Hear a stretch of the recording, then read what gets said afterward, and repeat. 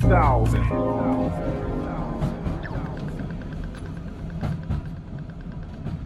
What is doing? My name's Maloney. This is the 3000 podcast. I'm joined today by a returning guest. We have Ghetto back for 2.0. Thanks for coming.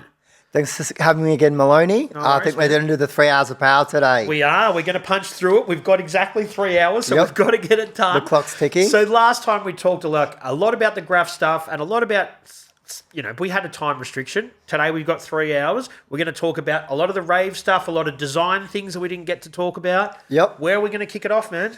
Yeah, so I think we'll still probably kick off a bit more with the graph stuff and just try and keep the timeline going and stuff. Yep.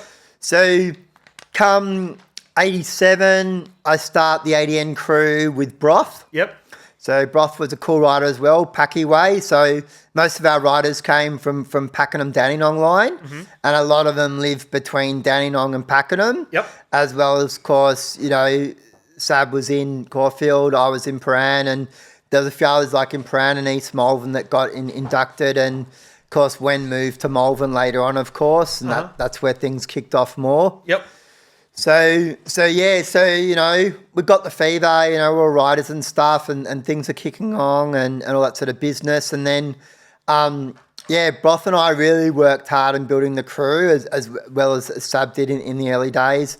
And then, we had a whole lot of Packy guys. So there was Howdy and Yippee. There was Muppet, of course. Wen, of course. And we had another guy called Syrups, and my brother Not was in it as well. Yep. And a few others, but we're starting to build momentum, and by that stage, Broth and I were doing a lot of train loops and stuff too, and hanging out with other riders. He was hanging out with Cancer and Jaffa a lot, and Stink as well, and all that crew from the Danny line, and we used to do a lot of morning loops too with New2 and Tame when they were starting Buff Dis. So BD was a sub crew they did, a bombing thing. So that was kind of after a lot of riders migrated from DMA to MSA. So you had a big migration. What brought that up? Look, I'm not going to go into politics. They're not my crews and stuff, but I guess, you kind of had Plot migrated, Senna migrated, a few others migrated as well. But yeah, so it kind of change the dynamics of DMA a bit. And I know, Puzzle got let in later on and others, of course. But yeah, that was kind of a big shift and split in that crew. And I guess MSA was just starting and building then as well. So yeah, so they, indoctrinated a lot of really good riders, which really helped build the crew as well as its steady line of artists on the Sandy line, of course. Yep. So that was just kind of a fascinating split as well, though. So the end of the 80s into the early 90s? Yeah, so look, again, I'm pretty good on the years, but I'm assuming MSA probably started 87. So yeah, after Gaz had stopped at USA Crew and all that sort of stuff. And so, and then, 88 was, I guess, what you call the golden year. Then, Graffiti was at fever pitch, the buff and all that couldn't clean stuff quick enough. The riders kind of won against society or, the transits and the system, so to speak.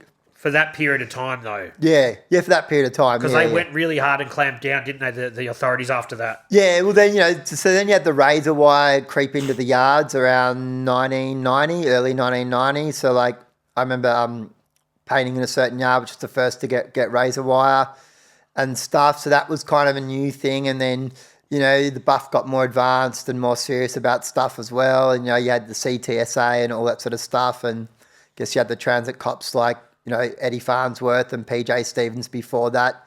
That was still crossing out riders in the earlier days before the CTSA thing and all of that.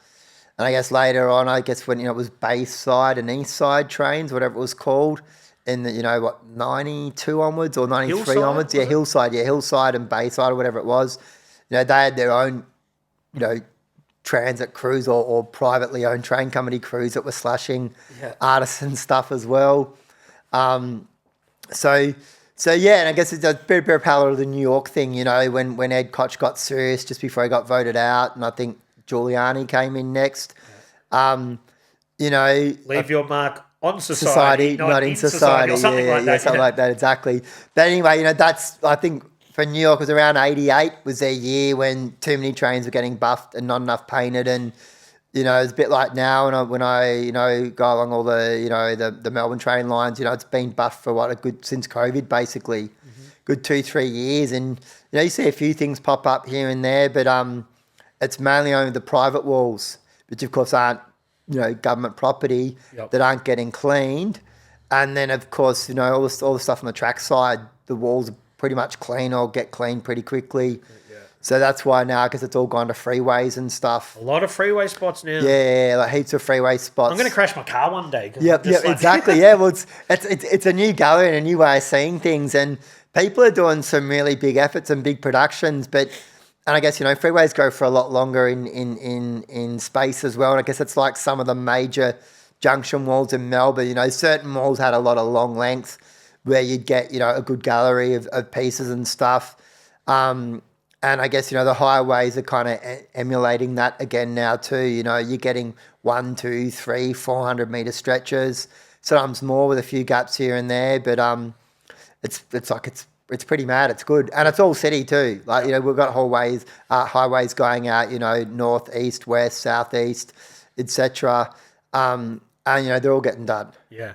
The highway down here, man, there's not that many spots. There is, and then once it gets to Green Hills, it stops. Nothing. Yeah. I know, because I just saw them all. Yeah. So then, from your story, Yep. the graph, it never goes away. It's always there, but you you transition into the party scene, and that becomes your sort of main artistic focus for a while. Yeah. So the graph's still always been a part of me. I still go out piecing a bit. I mightn't piece a lot, but I still make an effort to piece it every year a bit and stuff. Because in my blood, I just love to do it. I love the freedom of it. I guess I'm always a b-boy at heart.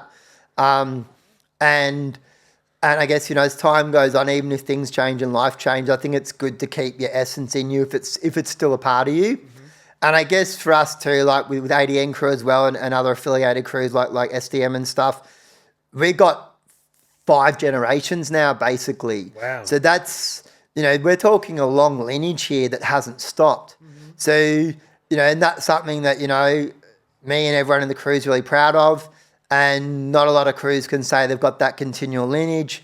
And of course, as the generations kicked on, like the artists got even better. So in our crew, we have a long history of, I guess, one-upmanship where, each one teach one. Each generation obviously mentored or passed the baton enough to build even people that got more prolific, bigger, better, etc. And then that's a good momentum to have.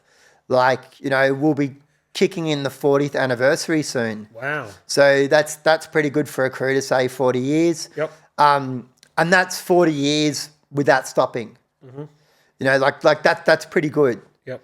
So it's impressive. So yeah, of course, because Dubs and Myo in ADN and Deviates in ADM and Races in ADN, like there's all the other guys too, like your Askums and your Methods and all that as well.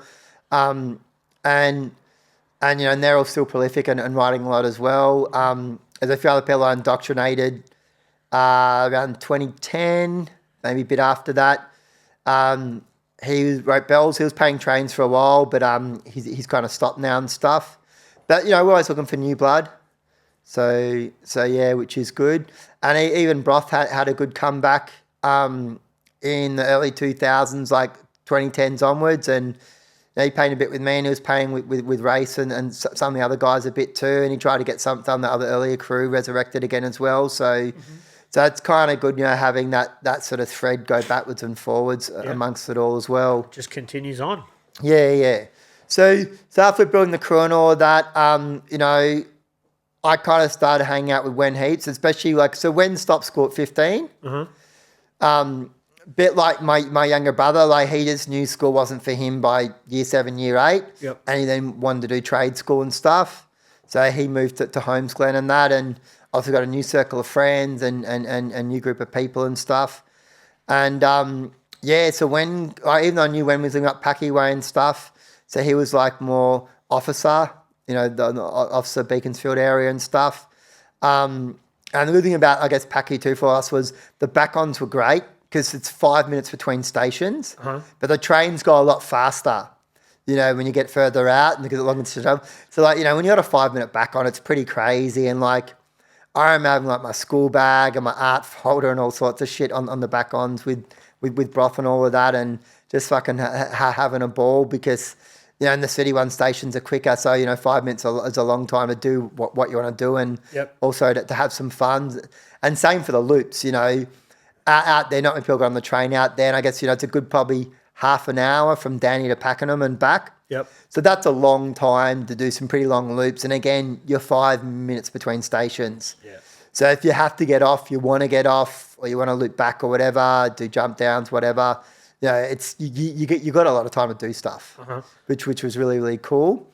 So yeah, so when comes down, you know, I was in the full swing of things by then, and you know, Wen had the fever. So what I liked about Wen wasn't kind of like your typical b-boy grapher. Like he wore the lumberjack jackets and all that sort of stuff. But I said he was really into the Doors, he was really into Metallica, and he was really into Midnight Oil. I mean, he was into some other bands too. So I guess a lot of his music is quite political and stuff. And, you know, he was, like a lot of other writers too, is heavily into hallucinogens and stuff, and smoking weed and all that sort of business.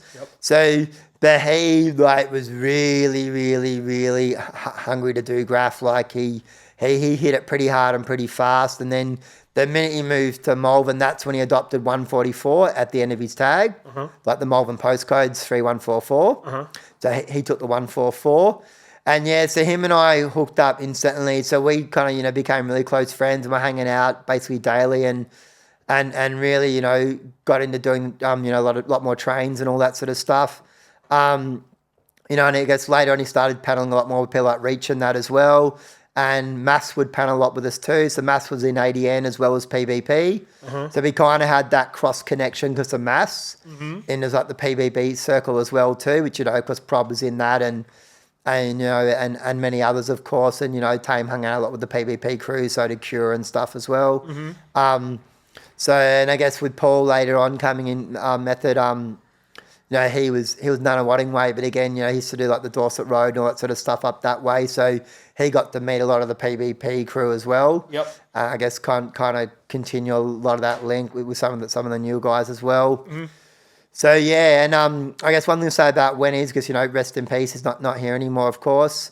Look, I mean, it's tragic how he died and stuff, and, you know, it's a bit uncanny too. How it's a bit like one of his heroes with what happened, you know, being a big Doors fan and stuff. So yeah, but I mean, he was a fire child. Like, he was all in. He was dangerous. He loved the danger. He loved what he did. He was tenacious about it, and I guess he loved pushing the boundary. One thing I must say though, he's probably the slowest pacer I've ever met, but also probably one of the most perfectionist pieces I've ever met. I mean, especially in his early days, he would leave so many panels. I mean, half final outlined, quarter final outlined, 3/4 final outlined, and the last minute just go, nah, don't like it. Really? Yeah, and he just wouldn't, nah, not good enough, wouldn't finish it, and just you know, let it run through, whatever. So that was that. You know, he wasn't precious to go, look, I should just finish it anyway. Just not good enough, bailing on it. So yeah, but yeah, he'd take a long time in the yard, but he was very fastidious about his outline and his letter connections, and his style was just, I guess, just having his pieces really, really clean.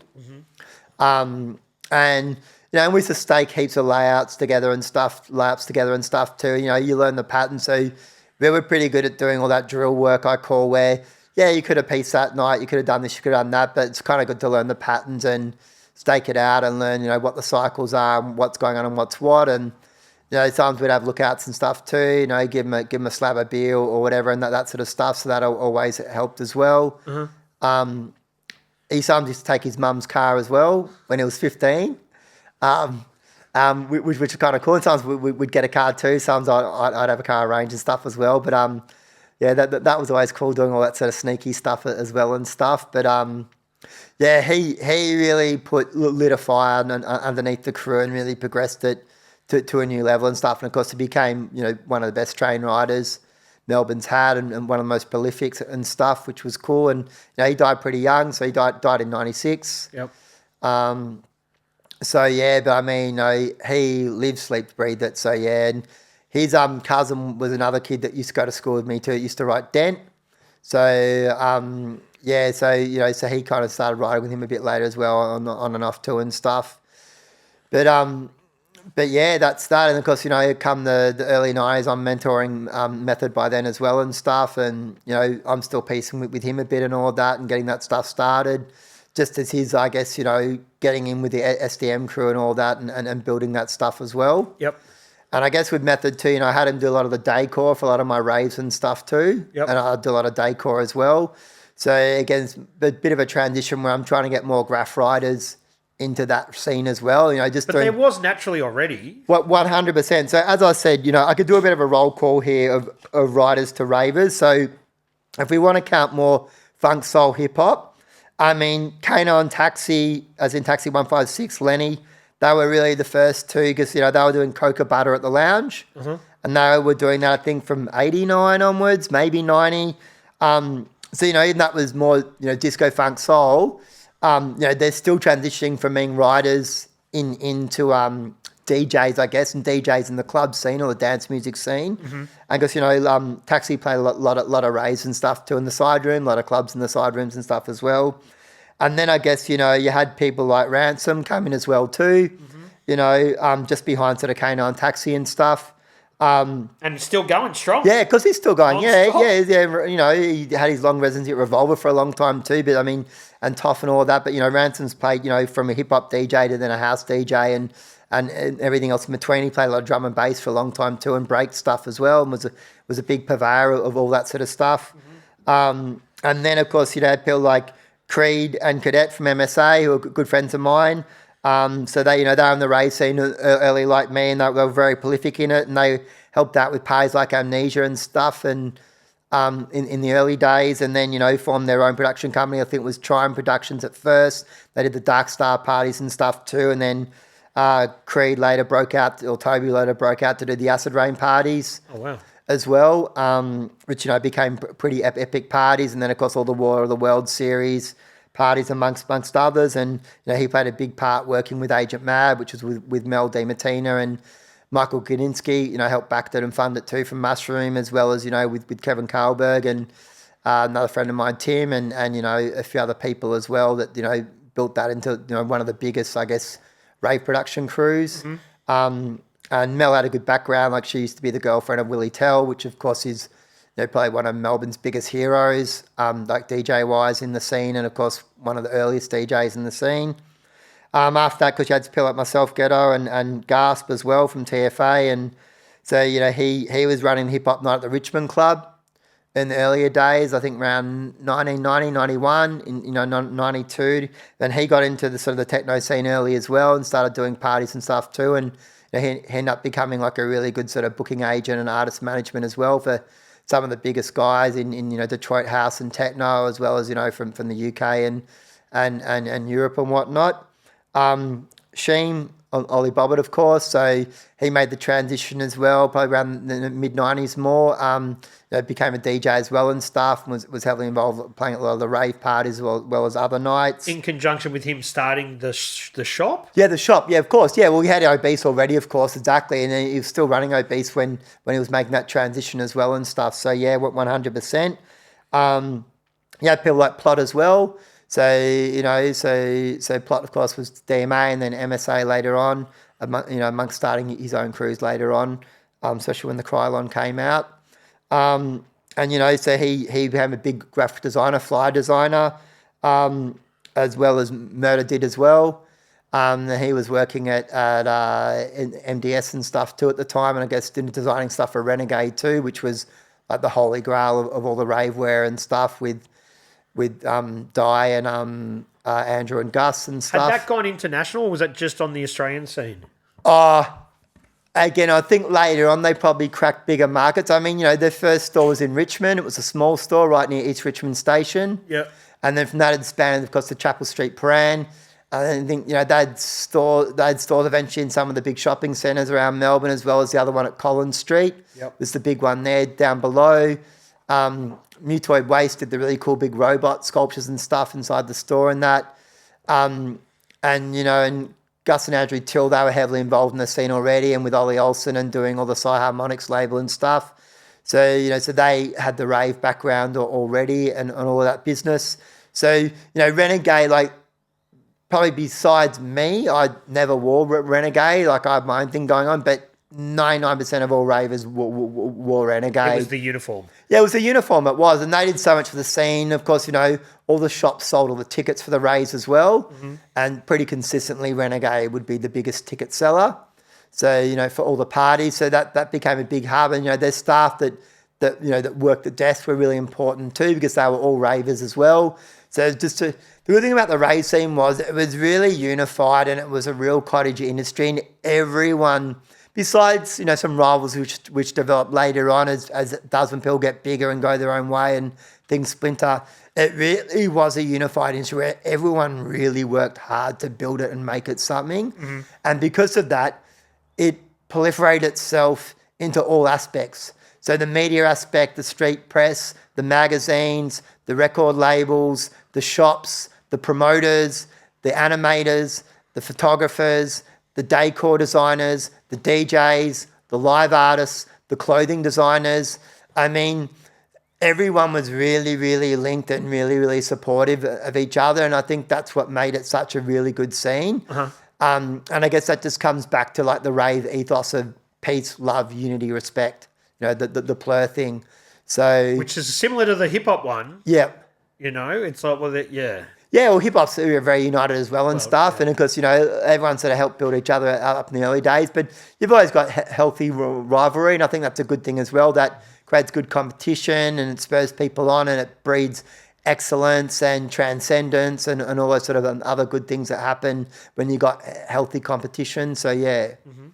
So then you're in the scene there, you're running parties, you're doing everything. Yep. You start designing flyers yourself? Yeah, so I bought my own graphic design setup in late 91. Mm-hmm. So saved up money and stuff. And what's the graphic design setup in 91? Yeah, so I'll tell you. So, so you're buying, so it would have been not the 386. I probably was able to get a 4816, a 486 Pentium. Mm-hmm. Maybe it was a 386. So, I can't remember the transition, but I kind of bought the fastest processor I could get. Yep.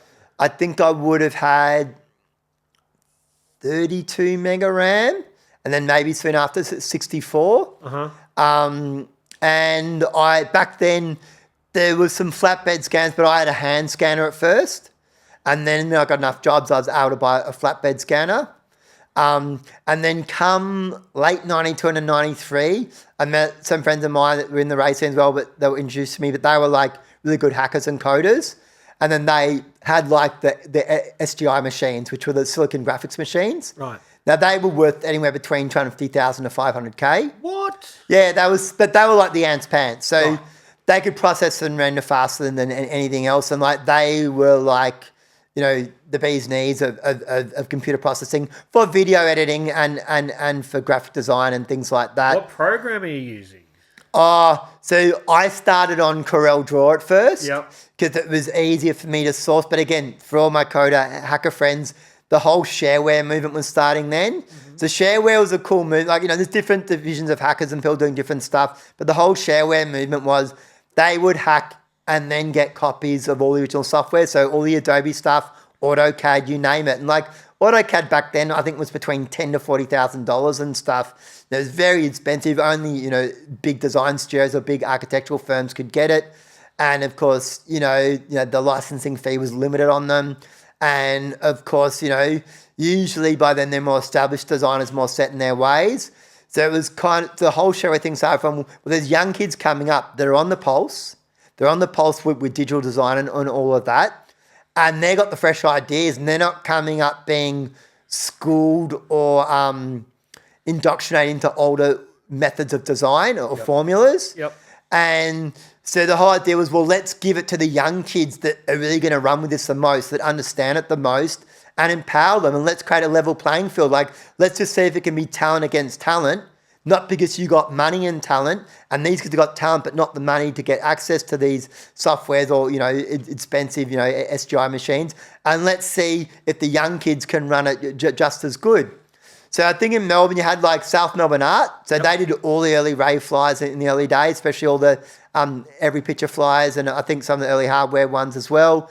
And they were starting to get some big corporate jobs too. But like Smart Art, as they're called, or South Melbourne Art, that they were absolute legends, and they were well fitted out, and they were good. Yeah, so I was getting started then early, I'd say, and I did some courses and stuff too. You could do some free TAFE courses back then and all that, but I was really self-taught. Yep. So I was just learning, and I guess coming from a graph background anyway as well, and I guess an art background because, I'd done lots of exhibitions by then as well, and like a lot of artists before me, I'd done a lot of the aerosol, I'd run a lot of the aerosol art workshops, and I'd done stuff for Port Phillip Council, for Bundoora Council, Stonington Council, Kew Council, whatever that region was, and Melbourne City Council as well. I guess people like, the VAYC, the Victorian, Youth and Communities thing run by, Joe Morris and stuff. Yep. And of course he mentored Panic.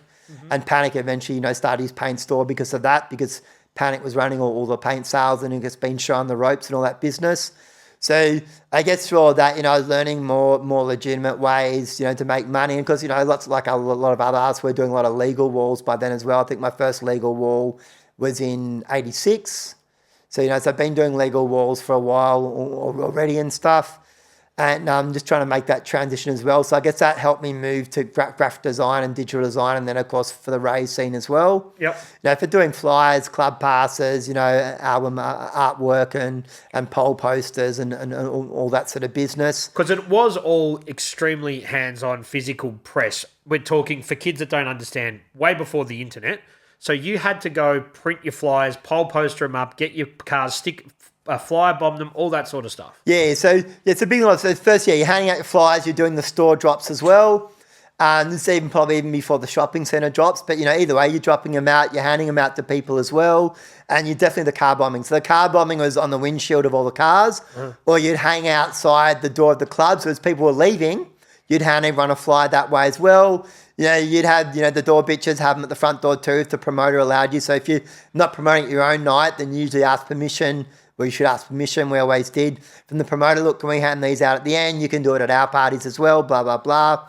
So, and yeah, you had to really grassroots and get out there and think of clever ways to get out there as well, because the poll posters were a really, really big part of that as well. Yeah, it was guerrilla marketing before people would use that term. 100% was guerrilla marketing before it became a thing, like in the mid-90s, even when like Echo came up later on, even with blank clothing and stuff. Yep. They used a lot of guerrilla marketing techniques as well and stuff too, and there are other brands that did it. I remember when PlayStation first came out around 96, they did all the stencils on the ground. They had the 4 symbols. Yep. They had the ad campaign and stuff too on their billboards and maybe ads on trams or whatever else too. They had them on. But yeah, so you saw a lot of, I guess, large corporations appropriate the street guerrilla marketing techniques later on with a bag of money to do it. Yeah, exactly. Yep. And they would probably employing these poll posted people that used to do it and go, can you do this? 100%, because they could do it and do it well. I guess what changed a bit later around 97 onwards was the council was catching on and, the council were then trying to issue large fines.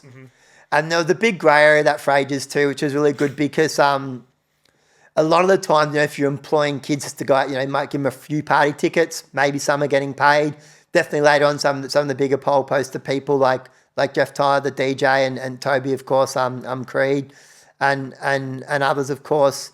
They might be getting paid $1 to $2 a poster, sometimes $3 a poster. They might be doing runs of 30,000 posters.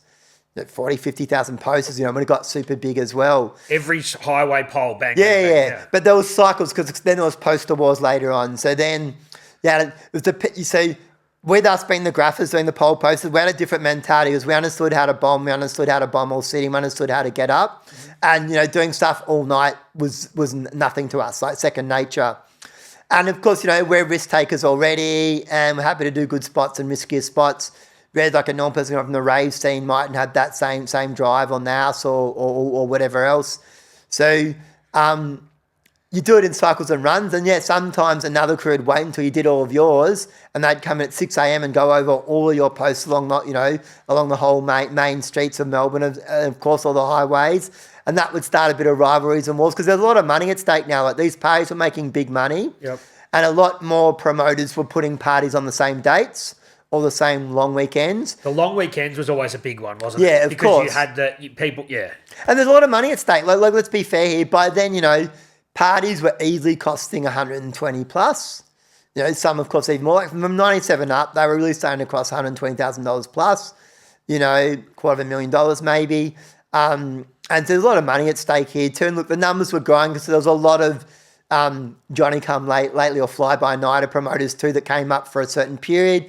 I guess 95, 96 kind of the changing year. I kind of say, like sort of 89, 90, 91 to 95 is like the early rave, like the first wavers. They're the ones who really built it when it was less corporate, less sponsored. It was more like a cottage industry in a closed scene. It was getting big and critical mass. Come 95, 96 onwards, that's when you got more sponsors coming in. The scene got a lot bigger. You got a lot more promoters and people putting on parties. And the numbers dramatically lifted. For sure. And, that's the crossover with the music to the mainstream as well. Yeah, of course, yeah, because, Prodigy got big by then. Your John Digweed and Sasha really big by then. A lot of the Detroit artists were getting bigger too. All the compilations were coming out then. Even just from a more mainstream thing, Mark James was really big by then, with the crossover and, Pee Wee Ferris from Sydney. Then, you laid on your Nick Skits and all of that. Yep. FSOM won the ARIA in 95 for the Chapter 1 albums. That was, Steve Robbins, David Carboni, DC, and Josh Abrams. So that was a big deal, having them win the ARIA and stuff. So, and, even from the Simonics thing, they were getting quite big. And, they had a really good animator artist called Troy Innocent. So a lot of, he was a very good animator and probably one of the equal best in the world at that stage, just quality, technique, and just having the right equipment. And a lot of his videos, like the Shaolin Wooden Men videos and stuff, were getting shown in Japan and high rotation on your Rages and other avenues. But he was getting a lot of, props and roll-off in Japan as well. And Japan always being at the forefront of sound systems, laser lighting systems, and animation and stuff as well. Yep. That market really embraced it. And even when you had Jam and Spoomer and old sort of techno outfit, when they crossed over and did Tokyo Ghetto Pussy, it was like really fast sort of techno around 145, 150 BPM. They crossed over in that Japanese market, and that whole manga thing was big by then, and the porn manga thing was big by then. And then that's when Japan really embraced the scene. Then everything kind of had Japanese lettering on it or characters. And I think Karopi was really big then. So once Japan embraced it as well, it kind of really helped it grow further around the world, even though, Europe was already doing it. And I guess with England too, England got in early with the super clubs. So, your Ministry of Sounds and your Creams and all of that, and Fabric later on, and then Renaissance and all that sort of stuff. England got smart because, rave kind of started in England. They call it their Summer of Love, 1988. That's when, Derek May and all the Detroit guys came and toured London, and that big compilation came out, I think, on 10 City Records or whatever it was. And so that was a deal cut with an English promoter. He got all the Detroit guys on the compilation. They then had some big pays in England. They call it the Summer of Love, a bit like, the 1960s Summer of Love. And that's when techno came to England and house and, Kevin Swanson and stuff as well. And that kind of helped build what became rave. There were some clubs pottering around beforehand in England and stuff, but that was kind of the pinnacle point of critical mass. Mm-hmm. And then I guess, because it spread to Europe at the same time in Germany, this is just before, the Berlin Wall was falling and all that sort of stuff as well. And, you had Sven Vath was doing a lot of stuff already, and he was already a pop star with some, I guess, electronic pop acts that he had already going, I think, from around 85 onwards. And, there was, the Omen and Dorian Gray Club, and there's, there's SU36. There was other clubs too, but there was some big clubs all across Europe as well, not just in Germany. And you've got to think, though, and this is just my opinion, I wasn't there, but the drug culture in the UK, and the kids would have been taking that stuff, and it went sort of hand in hand with the rave scene, and that helped. The accessibility to those substances would have definitely helped that whole thing. 100%. So, because raves in the early days, I guess the tagline probably around 93 was called Trippies. So, because there's a lot of this 60 influence, and a lot of the early raves wore the flared pants and stuff too, and there's a lot of that spirituality mixed into there as well. Faces. And smiley faces and stuff, that's all from the acid house thing. So, the whole trippy thing was you're a trippy hippie. So you know what I mean? And so that whole tag got pegged onto rave as you're you're from the future, like the cyber thing, but you're taking a lot from the hippie movement. And that's where, but you're the hippie movement of the future in a way. So there's this kind of like amalgamation of this step of, we're taking a lot of stuff from the 60s, but we're putting our own stamp on it in the zeitgeist of now and our own times of now. Yep. And then, projecting it forward now into the future, with a new music, a new culture, a new language, a new dress code, a new identity and a new way of being. Yeah. Which was all anti-establishment. For sure. Which is like the hippie movement. And you know what's really interesting is you're obviously into graphic design, as am Yep. I, and I look at trends. The early 90s rave flyer trend is come back now, reborn. 100% it has. You're seeing it on t-shirt design, you're seeing it in poster design, all that sort of stuff. So I have a big theory, and I love to study patterns. I'm really good at studying patterns. I kind of work on the 20-year cycle and the 30-year cycle. Yep. So you'll see this is in fashion, in music, and in many other areas. Even in theory stuff, scientific theory stuff, mathematical theory stuff. I mean, you can apply your own template yourself into your own industries or scenes and see if it matches up. But I kind of see a lot of things run in 20-year and 30-year cycles. Fashion does, for sure. Yeah, and then, of course, the 20-year and 30-year overlap. So just an example, right? So let's take, hippie movement in the 60s. Well, 20 years makes it the 80s, it's hippie movement 60s to 70s. So it makes it from the 80s to the 90s. And then the 30-year cycle makes it from the 90s to the 2000s. So what do we get? That whole rave thing again, that peace, love, unity, respect, that whole sort of hippie movement kicking in. And then, of course, again, you got the hip-hop revival again in the early 2000s and then 2010s. So that's, hip-hop movement, okay, I know it's early 70s and then it's all of 80s. So again, 20 years makes it, early 90s, 30 years makes it early 2000s. And again, 80s, 20 years makes it 2000s. And 30 years 2010s. And you saw those cycles happen to clockwork. Then the rave thing happened again around 2010 and 2020. The rave thing's coming back. So 20 years after 1990 is 2010. And of course, 30 years after that is 2020.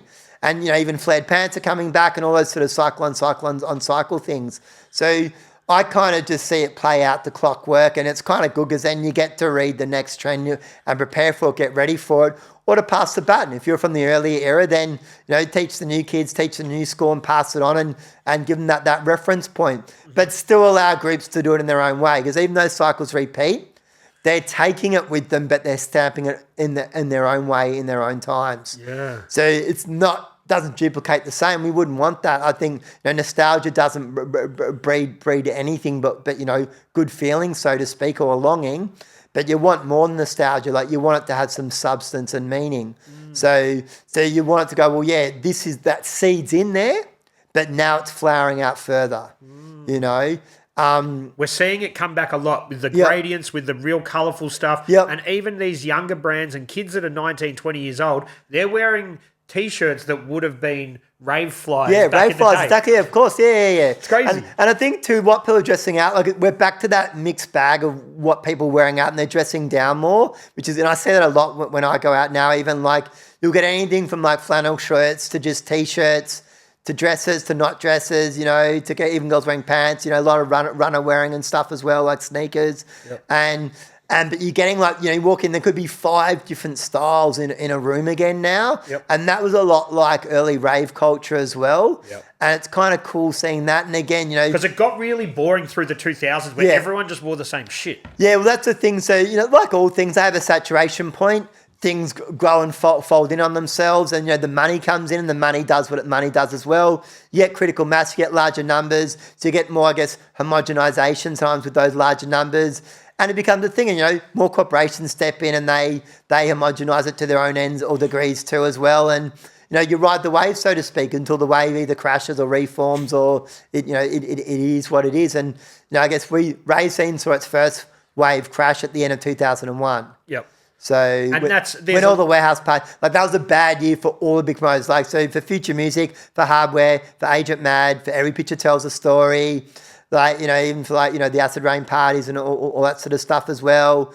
What's the factor? What's the factor? Because they're cracking down because of the internet? What do we put it down to? Again, everyone can have their own take, but, I like to study this. I like to look at this. I was there for it all. I kind of, again, look at cycles. Like, Prince once said something really famous back in 78 when he was just coming up as an artist. He'd studied cycles for musicians, and I guess, he's going back to early 20th century onwards, even, first recorded music or, early recorded music, even though recorded music was happening in the late 1800s. Yep. And he covered, I guess, lots of movement on recorded music, from classical music onwards, swing, jazz, blues, gospel, whatever, rock and roll, etc. He kind of said most big artists get a 15-year cycle. And he said at 78 when he started, I'm going to give this 15 years, I'm going to get everything. When did Prince start to fall off? At the end of 93. What's 78 to 93? 15 years, right? And we can look at many other bands this cycle, Beatles. You'd be lucky to get that these days, though. Yeah. 15 years, they'd be wrapped. Yes and no, though. But then, look, just from a pop point of view, look at a Taylor Swift. She's hitting 20 years now. Beyonce, longer if you count, Destiny's Child before that. I'm going more bigger mainstream artists, right? I think Prince put out like 60 studio albums in his career, something like that. I'm pretty sure it was over 50. There's rumours too. I know they got the say so. Then there are rumours too that a lot of people can put out rumours. Prince can put out his own rumours. He was the king of doing that. But there's one thing that I guess that Prince kind of leaked where he said, I've got 1,000 albums in my vault that I want to have released one album a year. Wow. So he still wanted to be in the charts for the next 1,000 years. And he claimed that he was trying to write music for the next 1,000 years. So as he's writing albums, they went along, what would music be like in 2150? Yeah. What would it be like in 2270? And I think that's a kind of fascinating way to look at things. It's a very Prince way to looking at things, and he's really prolific. Whether it's true or not, who knows? And there's always rock and roll folklore and hearsay and rumours and whatnot. Yeah. But I wouldn't put it past Prince that would be something he would do. Yeah. Has he released anything posthumously since? There's two albums that came out, and I think a compilation one as well. Okay. Again, I don't know how his estate exactly got carved up. I think he had a sister as well. I don't think he had a will, so there's a whole lot of dubious. Really? Yeah, a whole lot of dubious stuff when he first died and all that, because they couldn't get some of his safes open that had a lot of stuff in the vault. And imagine even just the royalties on his huge songs being played globally, like that would be big. Yeah, of course. So, but again, I'm not Prince. I'm not Prince's estate. Don't quote me on all this. I'm sure people can look up stuff online. I'm sure there's a whole lot of rabbit holes to go down as well too. But I'm a big fan of Prince, and I thought that was always fascinating though when I heard that. I guess just legacy. He wanted to try and be in the charts for 1,000 years. So there never will be, or there never was, an artist that can say they're in the charts for 1,000 years. Look, you got your Mozarts and your Wagners and your Beethovens and a lot of the classical music artists. Yeah, they've been in the charts now for almost 300 years, or Mozart's 1760, some a bit before him. Let's look at the 1600s maybe. So some can claim almost 400 years in the charts, 300 years in the charts, 200 years in the charts, whatever. But Prince was looking at seriously being in the charts for 1,000 years and going, I kept releasing for 1,000 years even when I was dead. Yeah. And that far beats the 15-year cycle. It does, yeah. So but I always found that fascinating. If you look at most of the big bands or most prolific bands, 15 years was kind of the usual. Yeah, usual probably true. Cut off. You've got your band, say like the Chili Peppers, I say, to break that cycle. Yep. But most of them you might get 3 or 4 albums, and the people are kind of done. And I'm talking prolific though. I'm talking like from when they're starting to the zenith of their peak. I'm not talking some bands that start doing really average albums later on and aren't really relevant or aren't really charting or had their cult following on their side. Whatever it is, like I'm talking like a big arc where they're still relevant or still saying something, or their music's still at that level of being something at the times and being revered, so to speak. So you've brought a Radiohead's another that's broken that mold. Yeah. And and they sort of killed their artistry. Well, not killed their artistry when they went electronic, of course, with the Kid A album, and was doing like what Björk was doing as well, like really support the rave scene really. For sure. Well, they wouldn't do Freak. Yeah. Creep. Creep. They wouldn't do that, which kind of then made the rest of the mainstream go, well, if you're not going to do your biggest song, well, then you're not mainstream. And they took their which is any artist, dreaded fear is, a lot of artists, especially ones that are quite prolific and I guess less mainstream but got big. It can be a blessing and a curse when they struggle with it. Well, most artists, I know from everything I've read about a lot of musicians, is they usually hate the songs that became their biggest, but that's the power of any artistry. The minute you create something and you send it out into the world, into the people of the world, it's out of your hands. Yeah. It becomes an entity in its own right, and then it's in the power of the people who love it, share it, adore it, hate it, whatever. So, and that's the blessing of being an artist. It transcends you the minute you release it and send it out. And this is for painting, this is for writing, this is for poetry. Yep. This is for musicians and any other creative art. Theatre, film, whatever. You see it all the time, even with just content creators now on a different level, where they're like, I put that fucking Instagram thing out there. I didn't think something, and then it went viral, and I put all this effort into this other one. Yep. It's the same. People can make a title track, the single to their album, and that doesn't resonate, and some album track fucking people. Some other thing does, a weird thing does, but that's the beauty of it too, because then that's that reciprocation of artist to audience, feeding off each other and becoming symbiotic or one of sorts. Is you've got to allow it to happen, because that's the magic of it. Mm-hmm. And the moral of that story is just put your art out there. Yeah. There's no point sitting on it, because what you might deem to be a throwaway thing could resonate with somebody. Exactly. Yeah. And I guess that's what that fills that vacuum though, because I think, like any artist, you get spurred on when you have an audience or a crowd or, appreciates and other peers too that are doing stuff. Everyone gets inspired by something, or even just nature itself, or, their own life and events or whatever else. Sure. And I think having that vacuum that, fuels each other and creates like, a spinning circle of creation, a flux of sorts, is a really good thing. Man, you've brought in more props than anyone I've ever seen. Yep. So let's look at some of them. Okay. Let's do some show and tell. So, okay, we can do a bit of a show and tell here. So, first, let's go back to, some early Hype magazines. Wow, yeah, I want to have a look at them. So, Hype, of course, was started by, a Brisbane crew. Yep. And, you might want to show them for the audience and stuff. For sure, I'll take some snaps if that's cool. That was kind of like the Holy Bible for a lot of artists. I mean, you had International Graffiti Times in New York already, which I think Phase 2 was heavily involved in. Yep. There was a few other publications too, as well. But, Hype was, I guess, Australia's first, official prolific mag. I mean, I know Jewel ran one later on, and Puzzle ran one as well called Sub. Jewel's one was called King's Way. But Hype's really kind of what got things started. And I guess gave Australia, its own version of things like International Graffiti Times and other things. Yep. So where would you have bought this from in '93? So I mean, they came out earlier than that. That's a bit later, that one. A bit later, but you had it in like Central Station, of course, sold it. Yep. That's where most people would have got it. Maybe a few other key stores had it as well, but I think Central Station was one of the main places to get it. Yep. From memory.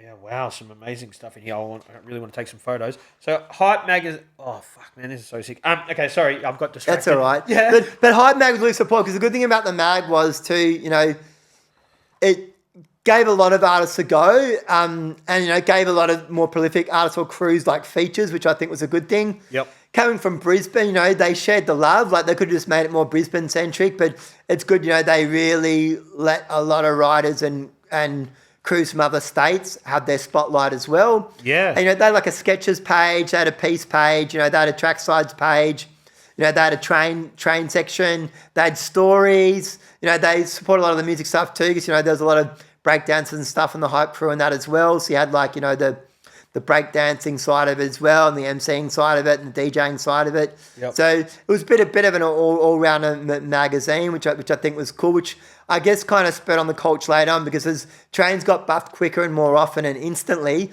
it all became about the photo. Yeah. So when things stopped running as much, when walls stopped existing as much, coming into the early 90s, the graph culture really changed to it was all about getting the photo. Yeah, for sure. And there was about photo libraries then. Of course, so many magazines started after that and globally. Mm-hmm. So that was trying to get your photo in those magazines as well. Yep. So yeah, let's give you another Hype mag as well too. Yeah, sick. Also have a look at that. Oh, this one's a bit beefier. There's got a bit more in it here. 93 also. Yep. So...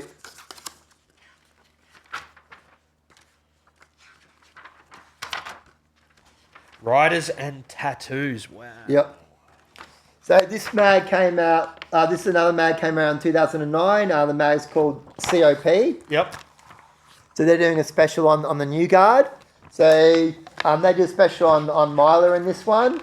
from ADN crew, of course. So I'll just give you a look at that. Yeah. So that's just as you know, they're making headway overseas too, and they've moved to LA, of course. There's no SDM on the little thing there. ADN MS. Maybe she's not quite in SDM yet. Yeah. So this is early days when Mila was just starting out. Yep. I mean, she's definitely in SDM now, of course. Yep. This could have been just before she was in SDM, but you know, Dabs and Mila, of course, are, you know, such prolific artists and stuff. But again, you know, these are all sort of different mags from around the world and stuff, and you know, you've got a big props here to Ironlac. Yep. Of course, you know, so Ironlac played a huge part in the graph scene. Massive, yeah. You know, they were Australia's first paint company. You know, I know Duke and others, you know, have paint brands now and stuff. But, you know, and big respect to our Waves, Jim, who's running Ironlac up in Queensland. Yep. So, you know, he's holding it down still with all of that. And I think, you know, Levi started it from memory.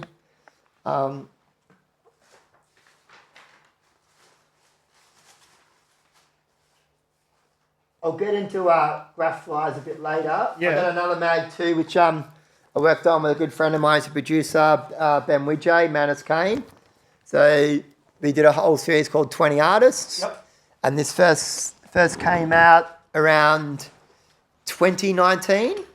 Yep. Maybe 2020. So we did a whole lot of series. That one was a series on writing, like actual writing. Yep. Like text writing. But the first, you know, a lot of the early ones were on like the graffiti scene and street art scene. And, you know, we had a lot of, I guess, the, you know, prolific artists in that. You know, Baylor featured in it. Deviate featured in it. Hesco, Adnate, amongst others, of course. And yeah, and that's sort of something we've started more recently over the years. And, you know, he did a really good job in sort of running that and building it up to what it was and expanding it into different directions. Yep. So super cool. So that's that. And before I get more into the flies too, I just want to talk a little bit more, I guess, about, you know, sort of the transition now from, you know, I'm doing graphic design now, so I'm getting into all of that, and I'm mixing a lot of mixed media in my graphic design. So I'm like hand painting a lot of the backgrounds, like for the business cards or the flyers, and using different inks and paints and treatments and stuff. And then I'm running my printer, like I'm running like these pre-treated backgrounds through the printer with the ink and stuff on top. So I'm just trying to put, I guess, a bit of, I guess, still handmade art in with the graphic design as well. Mm-hmm. And I guess, you know, in the early days too, with graphic design, I mean, you know, the heroes really were the Designers Republic, or DR. Yep. So DR used to do Face Magazine and ID Magazine and stuff as well. And like they, you know, became, you know, I guess, the biggest, most popular, I guess, and prolific graphic designers in the world. You know, they definitely became the most famous, and they're definitely the most cutting edge. And I guess after that, later on in the early 2000s, they passed the baton on to a crew from Switzerland called Bureau Destruct. Mm-hmm. And Bureau Destruct had a very similar design ethos and mentality as well. And so, you know, so a lot of graphic design, even like with smart art stuff and the rest of it, I guess were either emulating or being inspired by, you know, the layouts of Designers Republic. I mean, they did a lot of the underground techno labels in the early days too. So they did the Shaman stuff, they did Pop Will Eat Itself, they did all the Tresor Records stuff. So, you know, so these are all really, really big bands and groups that crossed over as well. So again, it took a graphic design company, you know, that started more in the mid-80s to sort of create the template. And they did a lot of stuff for Effects Twin and that as well, mm-hmm. to create the template and for, create the template for, I guess, you know, rave fly design and rave album art design and stuff like that as well. Yeah, awesome. So yeah, but the good thing about, you know, I guess you know, Melbourne scene is, you know, we were the king of the flyers, and we had the biggest flyers. So just give you an example here too. I mean, a lot of them kind of started out smaller. You know, like this is a Berserk 3. So this is from 94. So the standard fly was like colour double-sided. Wow, look how text heavy it is though. There's so many different colours. Yeah, so Melbourne flies were all about the story. Mm-hmm. And the story kind of died then. So at first it was always about the sound system, the laser, you know, how many watts the laser was, how many watts the sound system was. And then, of course, the DJs and that. And, of course, if internationals were coming out, there'd always be a big blurb on the international, like paragraphs. And this was kind of the mainstay. That's another one. That's a pleasure party one. So, you know, different formats, different sizes and stuff. Yep. Here's a flyer I did for Impact Party, which was a 2-day or 3-day party. So what program are you using for something like that? So I was using CorelDRAW a lot, and CorelDRAW is quick and easy for that, but then I pretty much moved to, you know, the Adobe Design Suite pretty quickly. Yep. So it's Illustrator for a lot of your text and all that sort of layout. Yep. Photoshop for, you know, the photo rendering and all that sort of stuff. InDesign wasn't around yet. So how did you bring it all together? So in Illustrator, Right. So you import everything, you know, as TIFF or EPS And file just get your format. layers right. Yeah. Yeah, you got to get your layers right and all that sort of stuff, and then Send it off to the printer without the layers right. You fucking you fuck it up. And look, you learn to, like, I was lucky in the early days. I asked a lot of questions off printers, as well as, you know, known people that had silicon graphics machines and did, you know, high-end rendering stuff. I learned a lot about color separation early, but also, like, there's simple tricks too. Like, you don't do 100% black. There's a trick where you add, like, a bit, you know, a little bit of yellow, a little bit of red and stuff as well. And there's certain percentages, and then you'll get a truer black. So I learned earlier on how to get truer or darker or more solid They call colors. that registration. That was like the black. Yeah, blackest you have black? your registration marks. There's Yeah. registrations of the crop circle marks, Yeah. and that's how it all lays up and fits together and whatnot. But just learning, you know, and getting your bleed line sharper and all that sort of stuff as well. Too, you know, guiding the printer a bit too, because if you know a bit more about PostScript stuff and how to get, you know, your layouts right and your colors right as well, you can kind of guide the printer a bit better too to get a better job too. Yep. And of course, you know, the higher quality, you know, your digital file is. Like back then it was all zip disks and stuff. So, you know, I can't remember what zip disk used to hold. I think 128 at the most. Wasn't much. Yeah. Yeah, it wasn't much. And of course, you know, I remember, like, even a lot of animator friends that worked with me, like a guy called Biped, another guy called Armed Response, also did a lot of stuff for the Earthcore parties and other parties as well. But, like, you know, I remember at my home, again, you know, because I'd hacker coder friends, I was getting a lot of all my dial-up internet for free. This is from like 92, 93 onwards. Wow. And we were getting fast bandwidth. As I said, you know, we're running it through like the Telstra exchange and stuff. So at night, you know, once corporations or businesses, you know, most of Telstra's clients was not really working or going to be at work, they'd switch the full bandwidth to me and then just give an error message to anyone that is working a bit later, right? Their servers are being upgraded, servers down or whatever. So we would get full bandwidth from pretty much 8 at night till 6 in the morning. Wow. And so we're able to render a lot of stuff a lot quicker than everyone else. But I remember even just doing 1 hour of animation, it would take us all night. Yeah. We'd start rendering at 10 at night, maybe by 6 in the morning, we'd have 1 hour of full animation rendered and done. And, you know, and let alone all the images, you know, a big image, if you want to render like a big A3 image, full scale, or A2 or A1 even, like, you know, we're talking 3, 4, 5, 6, 7 hours, depending. And can it crash?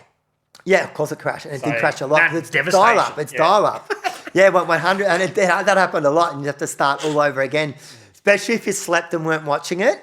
Because sometimes when it starts to hang a bit, you can re-log in and get it on the stall while the data's transferring.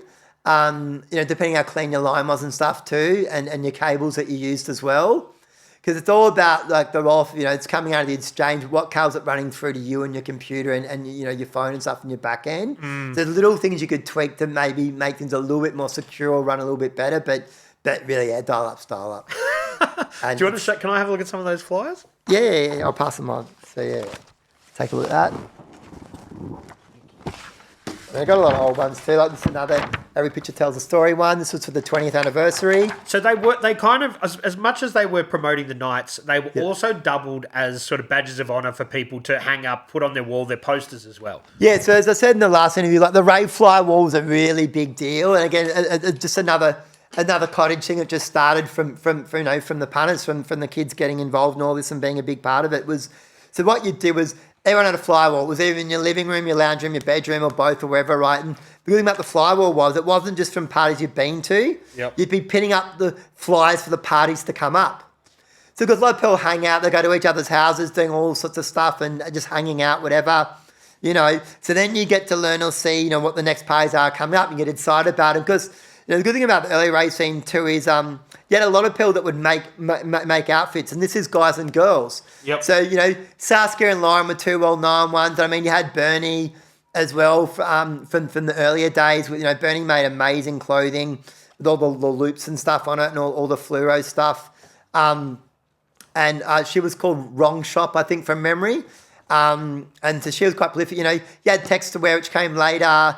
Bankusi were doing stuff. Las Vegas had their stuff as well. Galaxy, of course. You had the Custard Shop, which was run by, Richard and John. Heidi and Richard John from Every Picture Tells a Story and from Mud. They were importing a lot of stuff from overseas, so a lot of rave wear and that. But yeah, you had a lot of people, with sewing and making outfits. Good friends of mine, they were getting old 70s curtains and they were making the panel and the flared pants. Yeah, wow. They'd get these really cool, geometric, sort of garish, bold colour 70s designs and then putting them in the panels of the flares. Yep. And, so they had early shops like Euphemism. So Euphemism started in basically January 93. Yep. So that was run by Tess and Kimiko. She was the hairdresser. And Tess was a big part of the rave scene, early in the rave scene and really, kept the scene going. And yeah, she started this cool shop on Turak Road, up top high, and she got me to paint the inside of the shop. So I did like a whole sort of space theme. So I had to paint the roof. So my brief was I had to paint the roof and the floor, which is very different. And I remember arching my head up for a good couple of weeks getting that done. But I did like a sunrise to a sunset scene. And then in between in the whole shop, going from one side of the shop to the other, I had like a space scene. So the sun would rise and you get all the dark, skies and planets and all of that. And then it would end with the sunset down in the hairdressing corner. And of course, Tess played a big part. I think she had up to 40 different local labels making clothes. Wow. So I had a t-shirt label by then too. So I was heavily doing t-shirts from 91, 92 onwards. What was your label? AUM A.Universal.Movement. Okay. Yep. So yeah, and I might have had another one called 24th Dimension as well. So yeah, and the good thing is too, a good friend of mine, Mans, another good friend of our crew, Samantha Sam. Her parents own a printing company. So, and she, of course, helped run that printing company. So I got a really sweet deal on all my printing. Amazing. And, I was getting 5-run printing. So everyone knows much about printing. Like a 5 ink print run is like, top quality T-shirt. You can wash that shit 100 times, 200 times, 300 times. It's not fading. Yep. And, and the dye runs well. So again, DIY, cottage industry, everyone helping each other out. I was, again, a person in circumstance. I happened to know right people, right time, right place. Yep. And they got me started, the clothing label really, really early. And I was doing another thing called, people remember, these things called Happy Vibes, right? Yep. So Happy Vibes were little square bits of paper, pretty much the size, a bit bigger than a credit card, but would fit in your wallet. Yep.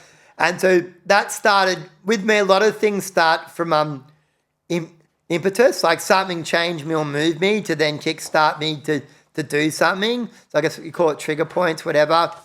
But once over the rave scene, there were certain people, and look, they're allowed to do it. Certain promoters stopped coming to the rave that night and would only rock up in the morning to promote their party. Right. And that kind of irked me a bit. I kind of saw it as a bit parasitic. It's like, okay, we're all supporting each other. Everyone goes to each other's party. Everyone's checking out each other's stuff. A lot of DJs across pollinating, playing at everyone's parties. But, certain promoters are building up certain core DJs at their parties and their scene and stuff. I understand all of that. And the bottom line is, but certain promoters started not coming to the other people's parties and just rocking up at the end just to poach off their, 500, 1,000, 2,000, 3,000 people and get their free marketing. And that kind of irked me. Yep. And so I thought, fuck that. I'm going to design these little flyers that aren't promoting anything, that aren't asking you to come anything, that aren't asking you for money, asking for money. They're just basically, smile and be happy. So each different flyer was, it's a positive message, so to speak, which again is very plur and rave scene and all of that.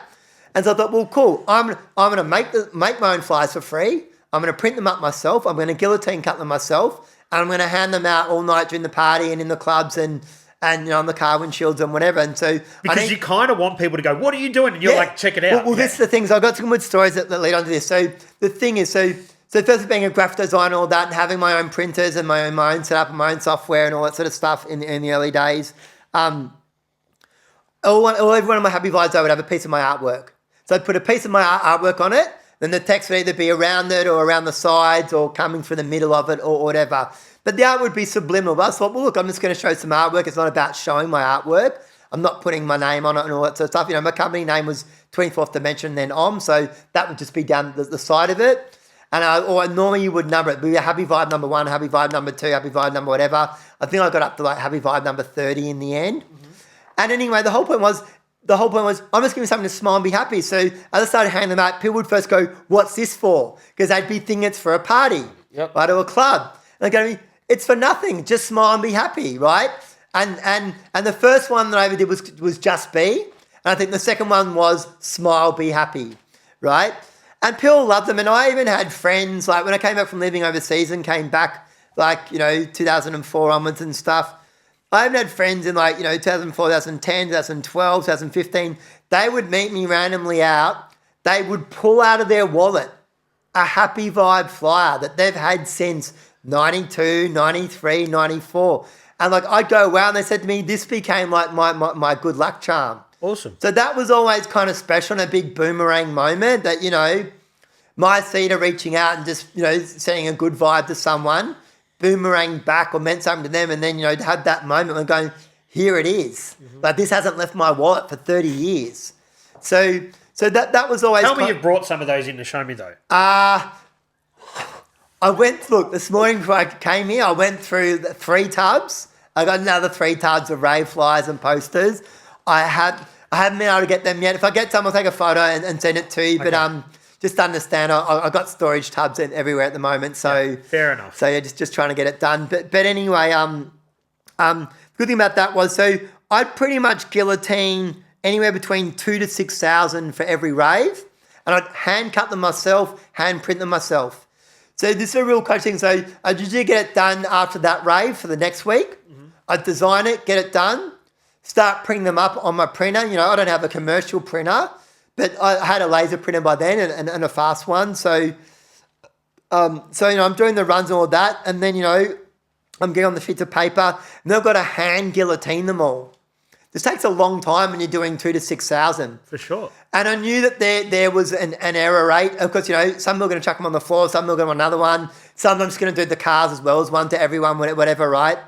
And another thing to hand out too is I used to grow a lot of lavender, right? So because me not being on the drugs and being the natural one, I kind of used to love handing out little purple buds because that's what lavender is, right? And I think I had about 16 or 18 lavender plants at my house. So I literally bring 2 garbage bags to the rave. So besides the happy vibes, I was famous for handing out the little lavender bud as well. I'd squish them and I'd make them smell it. I'd put it on their third eye or whatever, right? But again, people go, what is it at first? And some people might even think it's a bud at first. Like, do you know what I mean? A small bud, it's still whatever. And again, the whole thing was, they realise it's lavender or whatever, right? So again, that was another thing I used to give out. So I kind of like to interact with people because, again, everyone was giving so much to the scene and because, the DJs and promoters were as well, but the actual, the punters were giving so much and fueling the whole thing too because without them, you don't have a scene, you don't have ticket sales, you don't have numbers there, you're not spurring the whole thing on and building it to the next level. And anyway, so the happy vibes thing, because, I was working and hosting for a lot of clubs as well. So I really was going out 5 nights a week and there wasn't an event that I wasn't at. Uh-huh. And you can ask anyone this from clubland to raveland. And look, some ravers crossed over into clubs and vice versa. Some clubs crossed over into raves. And this even includes Hellfire Club and stuff as well, which was a whole different kettle of fish. That was the BDSM club that attracted all the footy players and the celebrities and that later on. I know you're not taking any drugs. Yep. Are you drinking or anything or just totally natural? As the saying goes, no tea, no Panadol, no coffee, nothing. Right. So, I mean, no form of drug. Okay. In the purest sense. So my background, I was heavily into meditation and had been for a long time, but then I had a spiritual master called Sri Shimoy. So he was a big spiritual master that migrated from India to the West around the same time that Sri Prabhupada did from the Krishna movement, like the ISKCON movement. And he had a lot of well-known devotees like Carlos Santana, the famous guitarist, and John McLaughlin, the famous jazz fusion guitarist, and Carl Lewis, the famous Olympian and whatever. And it's not about, those devotees or whatnot, but I embraced meditation very early, and I guess I was very lucky to have a spiritual master very early. Because you're 100% now when we talk, yep. I struggle to see you sitting there and meditating, man. It Yeah. must be very hard for you because your brain's busy. Yeah, so look, I'd even sit in the middle of the rave dance floor for half an hour and meditate, or I'd go to the toilets before DJ sets and just meditate in the toilet area where it's quiet. That's in the cubicle, just sit on the toilet seat. And, and then, of course, as you develop your meditation more, you get what's called active meditation. It becomes second nature. But I was meditating up to 12 to 14 hours a day. Really, really heavily into it. And I'd always meditate for 3 hours before the rave. And of course, I was very well known too for my pit stops. So just before the peak DJ set at 3 o'clock, I'd go to the car, go to the Afghanistan tank or the gold rave bus. And I'd have my own yogurt, my own muesli, Lucozade, a little bit of salt, a little bit of sugars. So because when you got to re-up and stop getting lactic acid burn on your legs and stuff, you got to do carbohydrates, you got to do good natural sugars, you got to do a bit of salts, etc., and then you've got to get your liquids and a bit of dairy and stuff as well. So before all sports, even though the Musashi bars were out, and I think there was Aussie Bodies, which again he was another devotee at my meditation centre. He started on Aussie Bodies, a guy called Lee. There was certain health food products or protein powders and stuff on the market. There weren't that many of them, but I'd take the protein powder as well. But while everyone was topping up their drugs, I was topping up on my food and my electrolytes and my waters and all that, and then do a meditation, and then get back out there till 6, 7, 8, 9, 10, 11 in the morning, depending how long the rave was going for and or the recovery later on. Wow. So the thing anyway. So back with the happy vibe thing, that became just something used to hand out everywhere. And it was a big surprise to a lot of people until people started getting to know what I was doing and stuff, and they would inspect them. Some people would collect them or whatnot. But it was just that point of difference. Well, look, I'm not selling anything. I'm not pushing anything on anyone. I'm not demanding on anything. I'm just saying, be happy, smile, so to speak.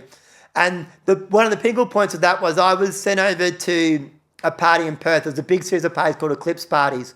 And what a lot of people didn't know about the Perth scene, unless, you went over there to play, which, Richie Richard played Perth, and there was a few other DJs that had, was Perth had this enormous warehouse scene at the same time in Melbourne. And I mean 7, 8, 9,000 people. This even back in '93, and they still had the 0055 number like Melbourne had. And so for these Eclipse parties, you had to meet around, I think it was between 4 p.m. and 6 p.m. There was this closed window. You'd meet at, there were usually like 3 to 5, maybe 8 meeting spots across the whole of Perth. And you'd be a guy in like a Jeep Cherokee or some sort of car, and you had to get to this meeting spot within that 2 hours. And then a guy would hand out where the address was to the rave on a little bit of paper.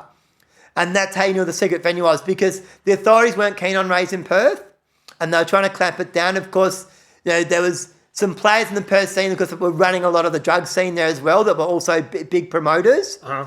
And this particular party I felt kind of sorry for them. They'd locked up these 2 promoters the night before the rave, and on purpose. And they'd obviously had a really large shipment of E's for the party and stuff, and they were trying to fuck the party up and stop it, right? And then I arrived a couple of days beforehand, and I went and heard that these brothers had been locked up. And, I won't say the name because I don't want the name to be said, but those that know will know. They did the Eclipse parties, whatever. And they wanted to fuck it up so they couldn't get to their own rave. And anyway, the person that brought me over to that party, again, another person heavily involved in that scene, and a few other things happened while I was there that time, which... we can talk about pill presses maybe or not, who knows. But the bottom line is what happened was in the morning, so, been raving all night, I had the boiler suit on. So in Perth, they love doing these TV walls. So they'd get all these TV screens, like usually, near the DJ booth at the front end of the warehouse. Because, like a church, everyone faced the DJ normally, in a warehouse party, or faced the laser as well. Mm-hmm. And so it was all sort of in uniform line, all facing, like the altar, so to speak, where the DJ booth was. Yeah, so I had these big DJ screens there and stuff, and they loved doing a lot of sparklers at the Perth raves as well. Another thing in Perth too, even though it happened in Melbourne too, Perth people love the Vicks. So anyone knows it's taken EE or whatnot, the Vicks, the little Vicks vapor rubs, the little canisters. Yeah, so if you put that up your nose, it ups your high like times 10, and because it opens up your air passages and your chest cavity as well. So it increases the high, keeps the high going for longer.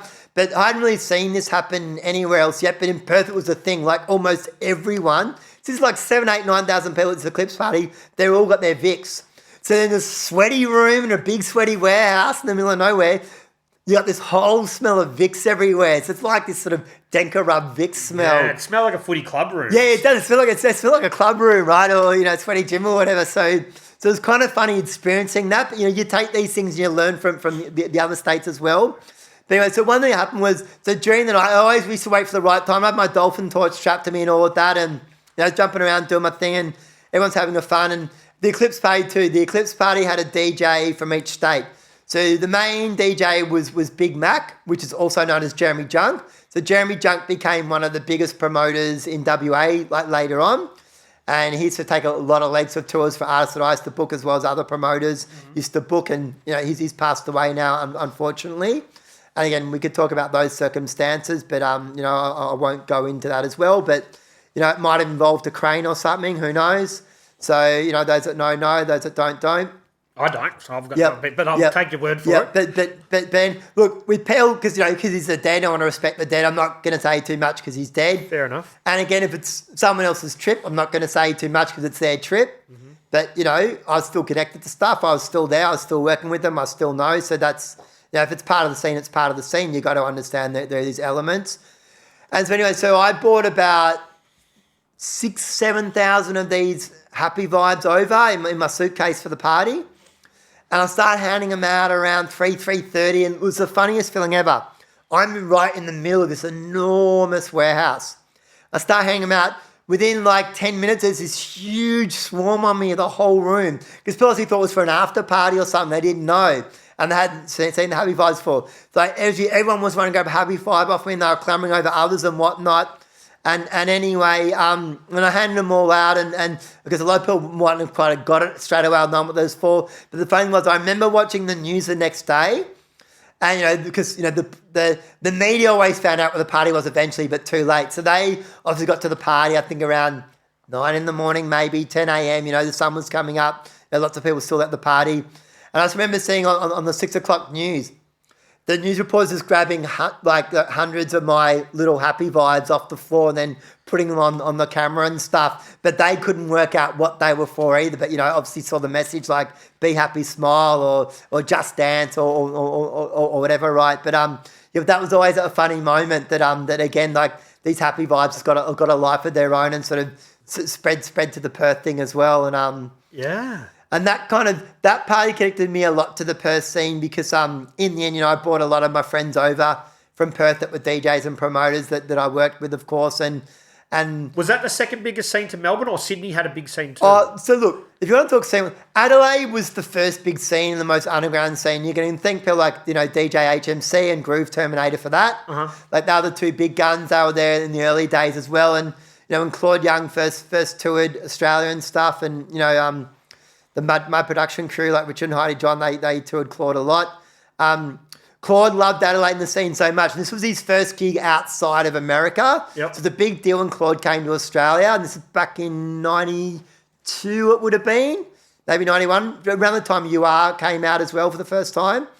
And anyway, Claude loved the Adelaide scene so much. And he said, wow, this scene's amazing. Like, this is proper rave. This is going off, etc. That he lived there for a year. And he lived with Groove Terminator. Groove Terminator eventually moved to Sydney.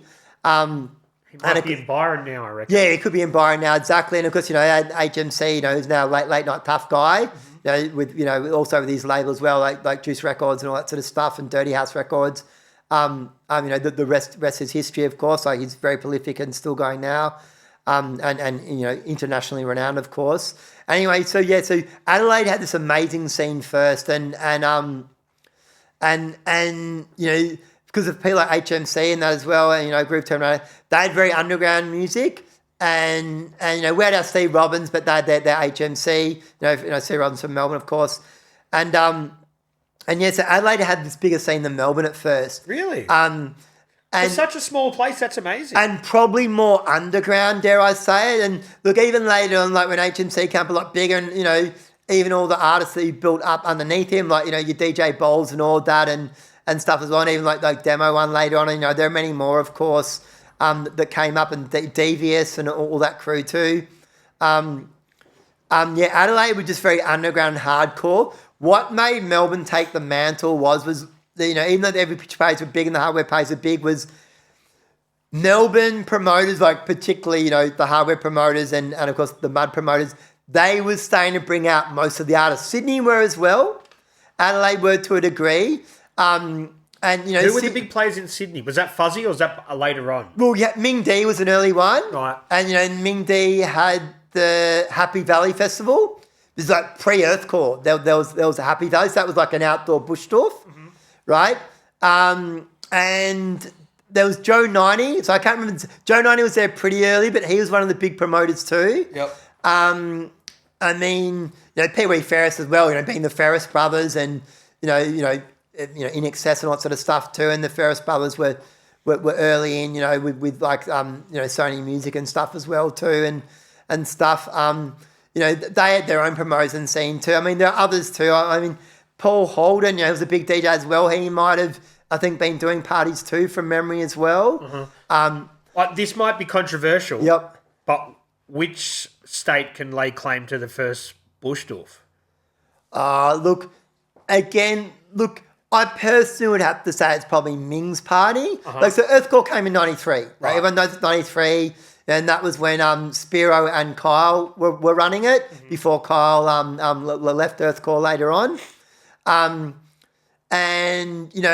Adelaide had a big bush doof party scene later on, and DJ Davis was a big part of that, and he was getting, I think, 10, 12, 15,000 people at his parties eventually, but that was more late 90s into the 2000s. I mean, Perth had these big outdoor parties in the early 90s. But again, they were in warehouses like raves, but a lot of them were in isolated areas, like sometimes 40, 50 minutes outside of the city. Wow, so, in industrial areas where there's nothing else around you. So I guess you can call it bush doof of sorts, but not really in the bush. Yep. But, I'd like to say Earthcore was probably the first, but again, you'd have to fact check with maybe when Happy Valley started with Ming D and stuff, and maybe there was somewhere else. I think DJ Angus, was it, from Brisbane as well? I mean, they had their own parties and set up there too, but I don't think they were doing bush dwarfs there. So look, I'd like to put it down as Earthcore. Because it is something that's pretty iconically Australian now. Like the Aussies have ran with it, and I know they would do similar things overseas, but no one's calling them a doof though.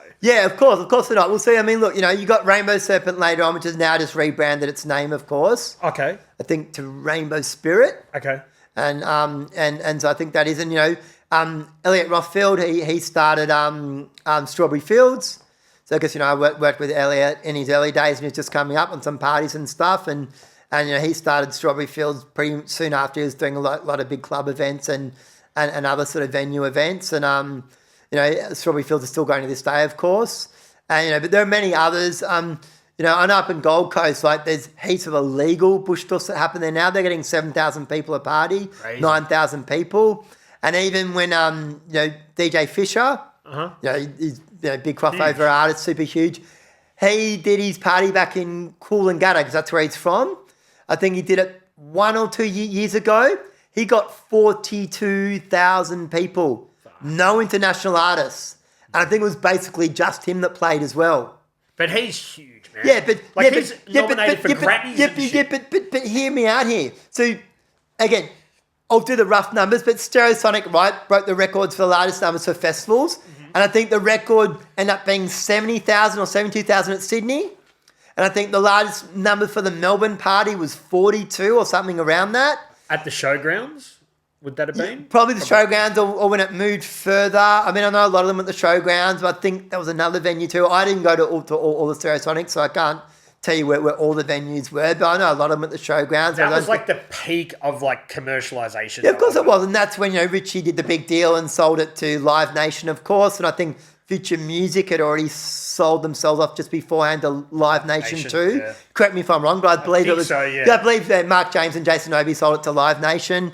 And like a year or two beforehand, and then Richie did. And of course, that was the pinnacle, and it was, it's the large deal and all of that, tens of millions of dollars, of course, like super big deal. And Live Nation, of course, now pretty much own the entire music touring industry, from ticket sales to events to venues to booking agents to the whole lot. So, it's a cartel of sorts, you know what I mean? And they just keep buying more and more and more. And so, but just when, recently it's only 220 for Nick Fisher to get 42,000 for just himself with no internationals. Like, this isn't multi-stage. This isn't 10, 15 international artists. This is just one guy, okay? He's become an international artist now, of course, and very prolific DJ and remixer and all that, and he's had his hits. But, like, that was... And this is Gold Coast, remember. This is 42,000 people in Coolangatta, right? This isn't a There'd be people coming from Brizzy. Yeah, of course, but this isn't a cultural scene that like Brisbane was never a large rave scene city. It was so hard to book all the techno artists up there. Like, you had Kazu Kimura from up there. Like, he was, even though he lived a bit further out of Brisbane, he was like in the like sort of mid-late 90s and in the early 2000s. He was an early guy in their scene. There were other guys later on, but Brisbane was always more club music and all that sort of stuff, and always a bit more commercial music. And, of course, like Sydney, big on their happy hardcore in the early days. Yep. So happy hardcore and all that breakbeat sort of stuff as well. So I just thought that was kind of phenomenal to get 42,000. So, yeah. Yeah, for sure. More show and tell, more show and tell. Yeah, more show and tell. We've been Okay. going for an hour and a half already. Okay, shit. Well, we're going to run out of time. I can guarantee you this. So, I was having a chat to Kevin Carlberg the other day, Stable Music. He works at Howler, of course. And, we're talking about parties. I've worked on a lot of parties with Kev and with Kev's crew as well, like with Toby and Mel and all that crew, as well as like, Mercury Glide, Frank Venuto and stuff, and Jeff Tyler Galaxy when we're doing all the Acid Rain stuff and the other collaboration parties like the June parties and whatnot. Anyway, Kev said, you've got to talk about your Star Wars party. And I guess being 3,000 podcasts and, it's the whole graph thing and a bit more rave thing now as well, I guess, and whatever else. This is a very important party to me, but I'll show you the flyer. Yep. So, of course, Star Wars was a huge, impact and movie to me. I got a copy really early in the early days. I think I had my copy by 85, 86. I think it came out 82, did it? Or Yeah, it came out 82 or 83. Yep. About the same time Subway Art came out. Uh-huh. But, I'm not saying others didn't have it, but I was like I also had other movies like Stations of the Elevated was a really big doco movie as well. Stations of the Elevated was like a video thing where it juxtaposed sign writing and I guess graffiti art together, but showing the parallels that they're both branding. And one's more corporate and I guess brainwashing, so to speak, or putting subliminal message and obvious messaging into you. Yep. Whereas the other one's just, free form. I'm an ass. I'm going to paint in public space. I'm doing it legally or illegally, whatever. And here it is. But it was just drawing parallels between the two. Mm-hmm. And, in a way, being a writer or being a graffiti artist is branding a lot. You're branding your tag or your name or your crew. Whether people admit it or not, that's exactly what they're doing. Yeah, you're getting it up and you're trying to get it up more and get it up everywhere. And that's it's a branding exercise. Yeah, that's modern day advertising. Can I ask, what size is that? Because that's 3 squares. So what would you say if you're sending that to the printer? Yeah, so again, a bit rusty. I'd say they're B2s. B2. Yeah, so B2 is a bit like a slightly shorter A4. Right. From memory. And a double DL? Yeah, no, but I guarantee this will lay up to A3. Okay. Has to lay up to A3. Well, 100% will wait. I'll just check it now. Yeah, laid up to A3. Right. So I'm laying this up on A3, which I'm probably laying this up then on an A1. Uh-huh. And then you cut in. Yeah, I'm probably going 3-4 high on A1 and then flipping it and then guillotining it, just so you know. And you're not folding it by hand. That's coming out. Yeah, no, that's machine fold. Yeah. So, but again, you always got to allow like a little bit of line. Because a lot of people turn, so another thing, I'll talk about the fly first, I'll talk about a few other things. So, styles, right. So this is me again, connecting my threads in life and my homage, just like the boiler suit and the goggles, pay respect to like, the spray suit thing, spray painting, as well as to like body mechanics, which were, dancers in the house music scene, in early New York and Chicago and of course, in early rave culture in Detroit and stuff. And again, Skigold, same thing. So this is kind of me. I'm doing a party where I'm trying to amalgamate the styles. So this was, hip-hop, drum and bass and techno party. Mm-hmm. I chose Star Wars for its big impact, but also the party was about styles, different styles. So, I'm merging. And by then, drum and bass is super huge around the world. LTJ Bookham and Ronnie Size and all those other artists, they're packing Wembley Stadium and stuff. Mm-hmm. Right? It's mainstream in England. So drum and bass, I guess, became England's hip-hop. England had hip-hop artists, in the 80s, early 90s, but hip-hop never really took off in England. Yep. And so drum and bass became their urban music, their version of hip hop. And it became super huge to like what hip hop did for New York. Yep. And even later on with the streets and all those sort of artists, doing that more spoken word over beats. Yeah. Right? That sort of evolved to grime. Yeah, to grime as well later on. Like again, so England never kind of did the hip hop. There was moaning love and artists. There were artists, right? There were hip hop. Slick Rick came from England originally and all that sort of stuff. But England overall never really got its own accent, its own scene in a large way that really... They have now, but... Yeah, of course they have now. Yeah. But even now, like with your streets and the grime and stuff, that's still coming from a big drum and bass background. Like all of those beats are really like speed garage. Mm-hmm. And speed garage is like slowed down drum and bass or it's like half speed breakbeat or normal speed breakbeat with a bit of a garage feel, remember? Well, where does jungle fit in then? Well, jungle's before drum and bass. Remember, so you've got to remember too, like I spoke in the last episode, you had Northern Soul. So Northern Soul, like, a Manchester thing or, a Northern England thing, right?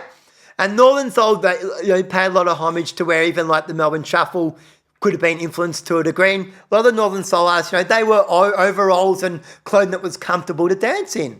And they danced all night. And like the mod thing and that, a lot of them were on amphetamines and stuff, and that's how they chose to dance. But Northern Side's had a lot of parallels to the rave scene. Again, rave being born in England and Europe as well. Northern Soul already being a thing from the 60s onwards. You can see where maybe there might have been a lot of roll-off to that. Mm-hmm. But England too, a lot of its migration. A lot of people from the Caribbean are from there. A lot of people from Africa migrated. A lot of people from India and stuff as well. So with this migration part, the whole Camden area and Brixton, of course, is, the birthplace for all of that sort of stuff, the broken beat stuff, the drum bass stuff, the jungle stuff, and, a lot of even for, newer grime stuff and all that sort of stuff too. Yep. So with this flyer, sorry, because we've got to get to the show and tell. Okay, cool. Who's on there? Because I know there's some names on there that are interesting. Okay, so the two overseas artists are Aphrodite and Paku. So this party is important. So I did this party with the Underground Sound, which is a DJ called Roland.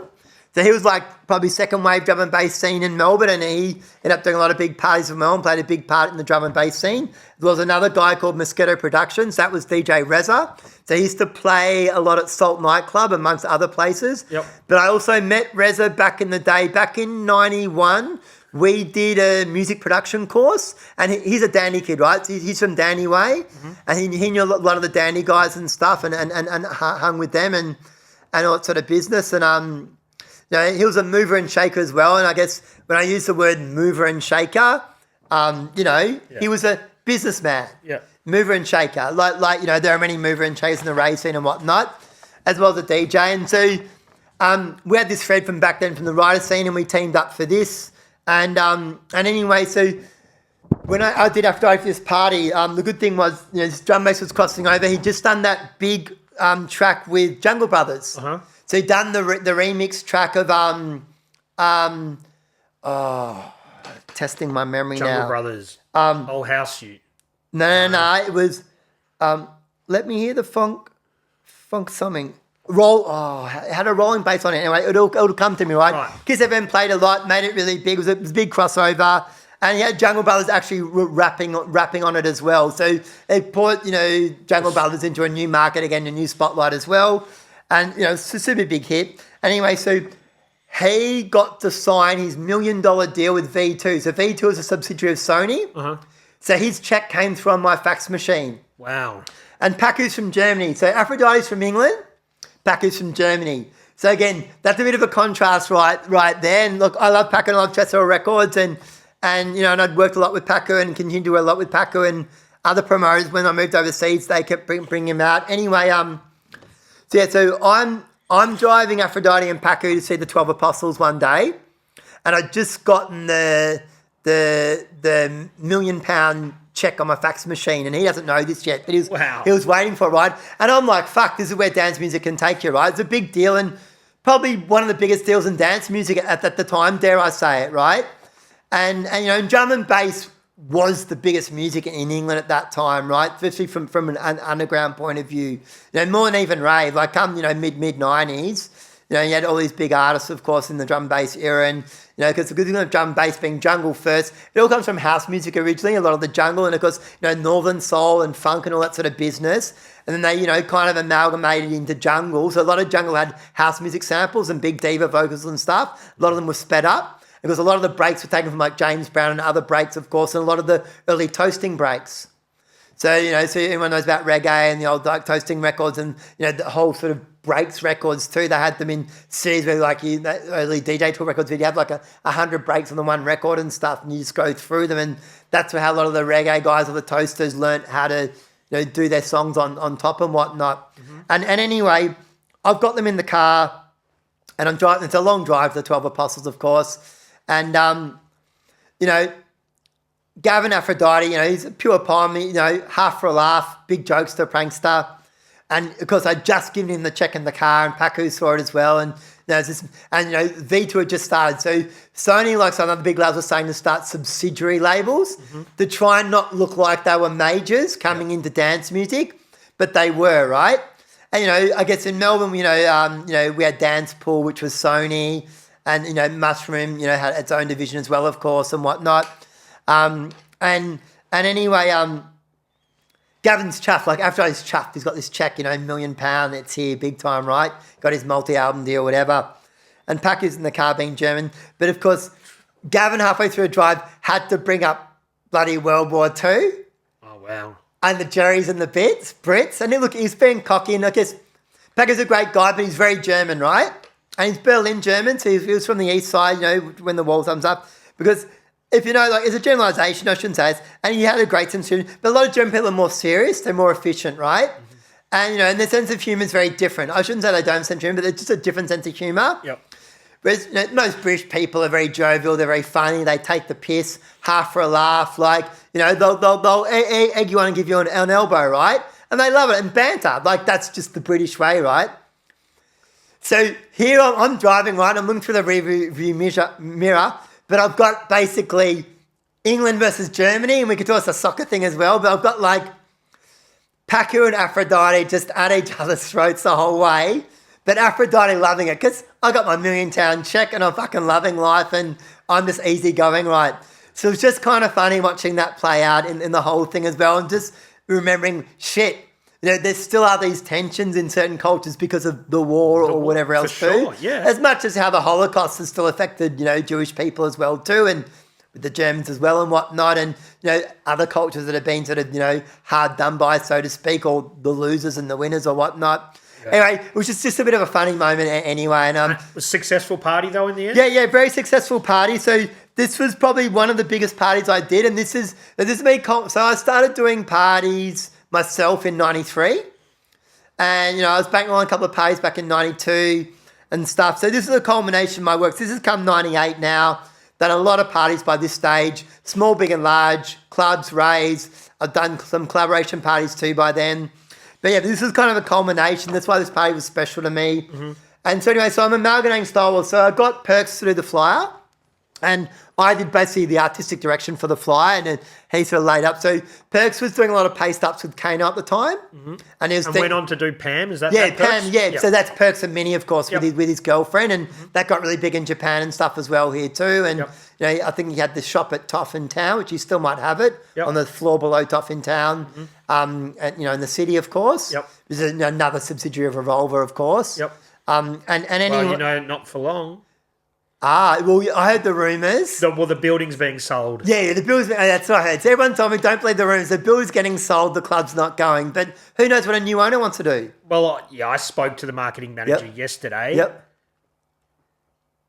They'll have to acknowledge the lease. Yep. But there's a lot of vacant space up on top of it. Yeah, of course I know. Yeah, right? Yeah. Which I know the building well. As soon as you put residents in there. Yep. It's checkmate. And then a bit of council pressure or stuff as well too. I think sadly it might be the beginning of the end. Fingers crossed it's not. Fingers crossed. Well, look, Revolver, I think, started from memory 97, 98, maybe 98. So you know, they've had a good run. Yeah. But it would be sad to see it go. The building would be worth a stack, man. Oh, of course it would. Yeah, it's prime real estate there. So much space. Yeah, anyway, it's huge. Yeah. So let's anyway, get back to you. Yeah, so Star Wars here. So big party, big event. So, of course, I'm, you know, like styles, I'm amalgamating the styles of, you know, techno and drum and bass.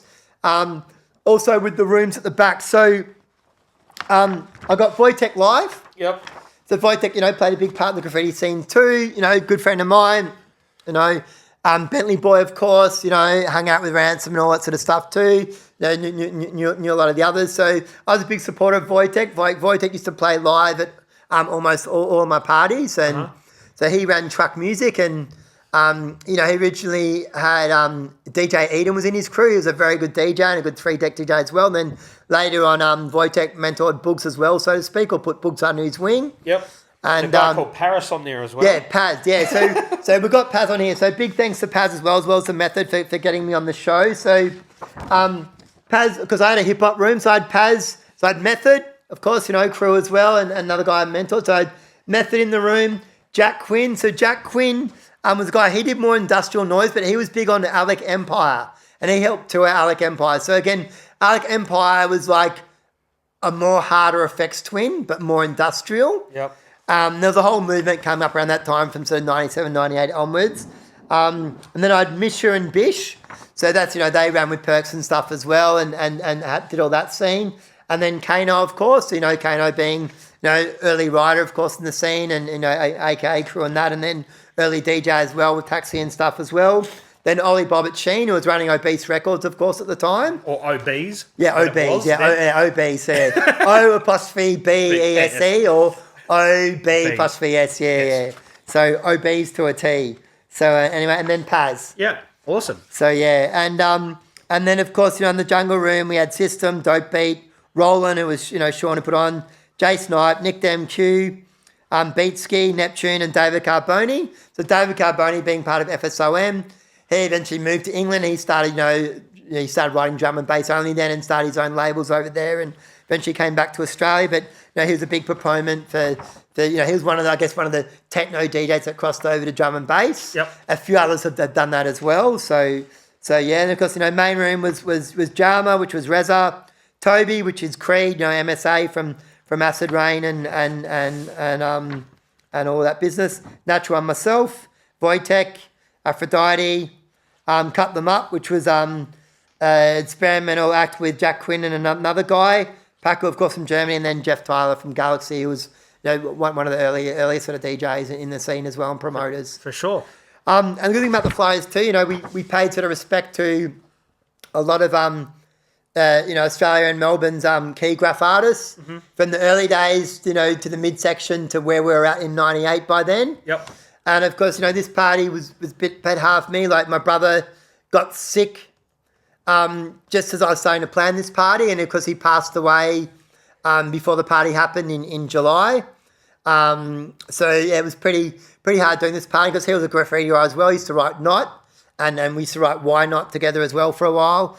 And anyway, so I think the other promoters gave me 1 week off.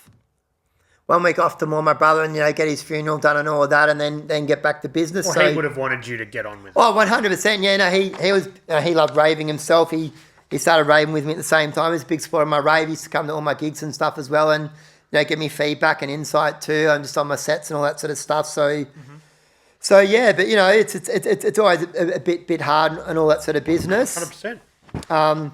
Yeah, but anyway, but that was a really important part as well. And I guess I was trying to help too get a few more riders into the rave scene as well. Like there were a lot of riders in the rave scene already, but there were there could be more in the scene. A lot more gets crossing over by then, and I guess eventually at Revolve we had a lot of riders come to Revolve as well later on. But I've been seeing a lot of riders in the rave scene from sort of 96, 97, 98, and 8 onwards as well. For sure. So yeah. Just to another note, a few other riders that crossed over from riders to ravers, or working in the rave scene in some way.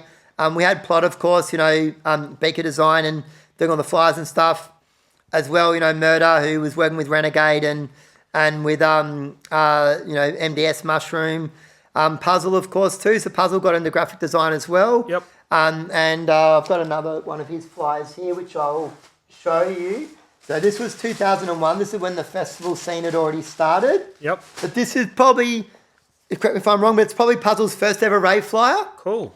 So it was called Inner City. Wow. It was a day party on New Year's Day. Yep. So again, similar to Star Wars Party, same sort of fold out. I love that. A little bit less. Yeah, so really cool. So he's obviously used the Queensbridge project houses, or maybe the Bronx ones. Yep. Right? But again, nice metallic finish on the blue. So he's got a slight metallic sheen over it on the blue, which is really cool. And, used the bright orange. Like the bright orange is very vindicative of Hacienda Club. Yep. Which is, like the first big rave club from Manchester, of course. Factory Records, Joy Division, New Order, Tony Wilson, etc., etc. And then this side, he's got the silhouettes. Yep. Like the B-boy silhouettes. Very similar to that early Burn Exactly. production on just before Richmond Station. Yeah. Incremor, Yeah, very early, and to the whole Burn branding and the Burn colour scheme as well, because it was orange and dark blue. Mm-hmm. And this is orange and dark blue, exactly. So, and then the flyer could go like a triangle. So that's kind of how he designed it. Awesome. So it could sit out like a triangle like that. Yep. If you have a look. Yeah. And again, so that was put on by Mud Productions, and Monkey, of course, was involved, and a few other promoters. Mm-hmm. So that was, festivals. So the first, what's it called again? Summer Days. Summer Days, yep. Yeah, Summer Days was 99. So I think 98 coming to 99. That's Mark James, Future Music. So, Rays was still going. It wasn't the end of 2001 yet. But, festivals were creeping in, and Summer Days is really the first start of the whole festival movement, and Mark James was really early with that. Mm-hmm. And of course, Richie Rich put on Sunshine People later on. Yep. Of course, Inner City happened here in, January 1st, 2001. With Mud putting that on with the others and stuff. So just, and then another guy too, like coming in, I guess, from writers to ravers, or coming into that scene in some way was Mace as well. So Mace, an old sort of Western Suburbs writer, really prolific tattoo artist now. And dare I say, he was probably one of the first, if not the first, writer to become a full-time tattoo artist as well. Wow. Like Where's he working out of? Before Mayo and the others. Again, there's a lot, yeah. Yeah, I don't have tattoos. I mean, but I can't remember where he's working out of. I'm sure he changed streets. But I think he started his own studio up from the start too. Uh-huh. Maybe he mentored somewhere under someone else for a short period, but he was pretty much on his own pretty quickly. Uh-huh. Mace is a great writer as well and stuff, and really good at characters and all that sort of stuff too. Does the tattoo? I'm just going to ask you: is the tattoo thing because the naturalness, or it just doesn't speak to Look, you? Or? No, look. I love tattoo art. I love what it is. I love the parallels to illustration stuff and cartoon drawing and graffiti and all sorts of other stylings. There's lots of culture with tattoos too. If you want to talk about Yakuza tattoos and other culture with that as well. There's many ancient forms of tattooing for certain reasons and tribalism reasons and all that sort of stuff as well. And I guess for me, my dad has this I don't need something on me to express my personality. Uh-huh. Like if you see me and meet me, you'll see my personality. That's my take on it. Mm-hmm. To each their own with tattoos though. There was at one stage when glow-in-the-dark tattoos came in. Oh. And when they came in, I thought if I was going to get tattoos, I'd get my entire body tattooed in glow-in-the-dark.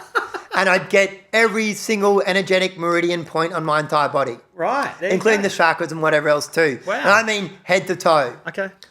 So you wouldn't see them to the naked eye? Yes, you wouldn't see them during the day, but then at night it would glow. Right. And I'd glow all over my whole body. I mean fingertips down to my ankle, down to the balls of my feet, down to, my skull there. There's some of the most, and back of the neck, on top of the spine, and base of the spine. That's some of the most painful areas you can tell. I mean, my entire body would have been done. Wow. So it's a bit like all or nothing. Okay, yeah. Interesting. And then, I saw the glow-in-the-dark tattoos that came out, and I think about 2 to 3 to 4 years into the glow-in-the-dark, it got outlawed and banned and completely toxic and will kill you. Oh, right. Yeah. Good thing you didn't. Yeah, so I'm really, really glad I didn't. You would have looked radioactive too. Yeah, exactly. Well, that's why I wanted the radioactive look. So and that's kind of the thing. So I almost did get it done, and I was going to get it done. But I was going to get done. That's how I was going to get it done. I kind of wanted invisible, but then it showed up at night like a glow in the dark. So yeah. Right, we've got to keep it moving. So what's next? But okay, it'll just okay. Yeah, we'll go on to next. So I just want to talk a bit about some of the other printers as well. I was doing graphic design earlier with all the flyers, but there was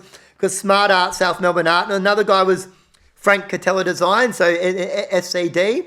So Frank was doing more of the club passes and stuff, and he used to do a lot of work for Chasers as well as many other clubs, and used to do a lot of the ads for the street press in Beat and Zebra and all of that. And I guess I got to see Frank more when I was working at Chasers for a certain period and stuff. But and Frank, of course, later on, became a big part of Stereosonic and other things too. And I think he was involved in One Love as well with Peter Raff too. And I think Darren Fishburne from Impress as well.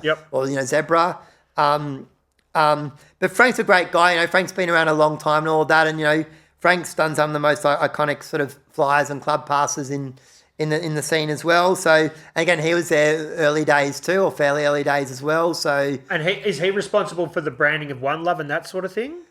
Again, don't quote me, but I dare say definitely he was. Yeah. Because Frank's really in with Peter Raff and have been a long time. And I said I think he was an actual financial investor in One Love as well and stuff. So again, but yeah, I'd say he would. I mean, Frank's really good. He's all the like Smart Art too. They all moved on to big sort of corporate clients as well and stuff. So they can hold their own on a global stage and very good design ethics and the design abilities and stuff. So yeah. I mean, the One Love branding was amazing. I mean, huge. Peter Raff just came back and he went back to his roots and he did a really good night for his market, like what I call a middle market.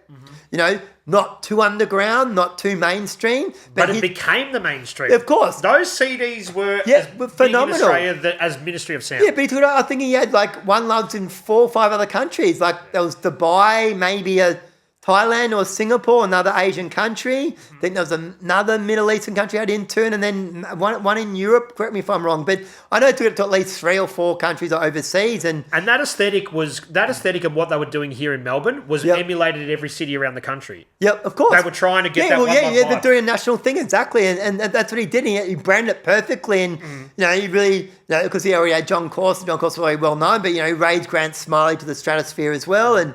I mean, Grant Smiley, I think, got what is it, whatever the magazine is, Man of the Year or Hottest Man of the Year. Like, he's running bars now as well. Yeah, he's running bars and all that sort of stuff. But but that branding was, and they got Ministry of Sound involved, of course, and stuff too. And then I think the Sounds of Sun thing came out as well, which was John Corson thing and that. But that branding was phenomenal. He built a super club and just took it overseas and had the whole music and the DJ. And that's what the smart move he did as well, though. He got Honey Smack in the back room. So Honey Smack's, of course, a lot more underground, of course, and came from, I guess, more like the techno, acid techno sort of sound. And, Honey Smack's really, a punk rocker in his, I guess, ultimate mindset or his true core. Have you seen his episode on here? Yes, I have seen his episode. Yeah, which is really, really good. And I saw him at the TR1000 thing the other day, the launch for it. He was there. Are you going to buy one? Helping the showcase. Oh, I'm just seriously looking at it. Yeah, no, it's a brilliant drum machine. I've already put for other people who put orders in already. Wow. I put them on too. So yes, I'm heavily looking at it. So yeah, definitely. Cool. We've got to keep moving. What else? Cool. So I'm going to talk a bit more about OM. Uh-huh. So OM's my company, which I started in the start of 1993. Yep. And it was born from a graffiti mural board that I did at Pran Central. So again, it was one of those workshop things I was running. And my brother Not from ADN and another writer from ADN, Maths, also did the board with me. So that's kind of how I started. And that's, when my logo started, which is like the triangle and the circle, which is same as here, which you can see. Yep. And I had this design probably going back from 88. So similar, it's the card see-through, it's transparent. And my first company, I think, was called X Productions.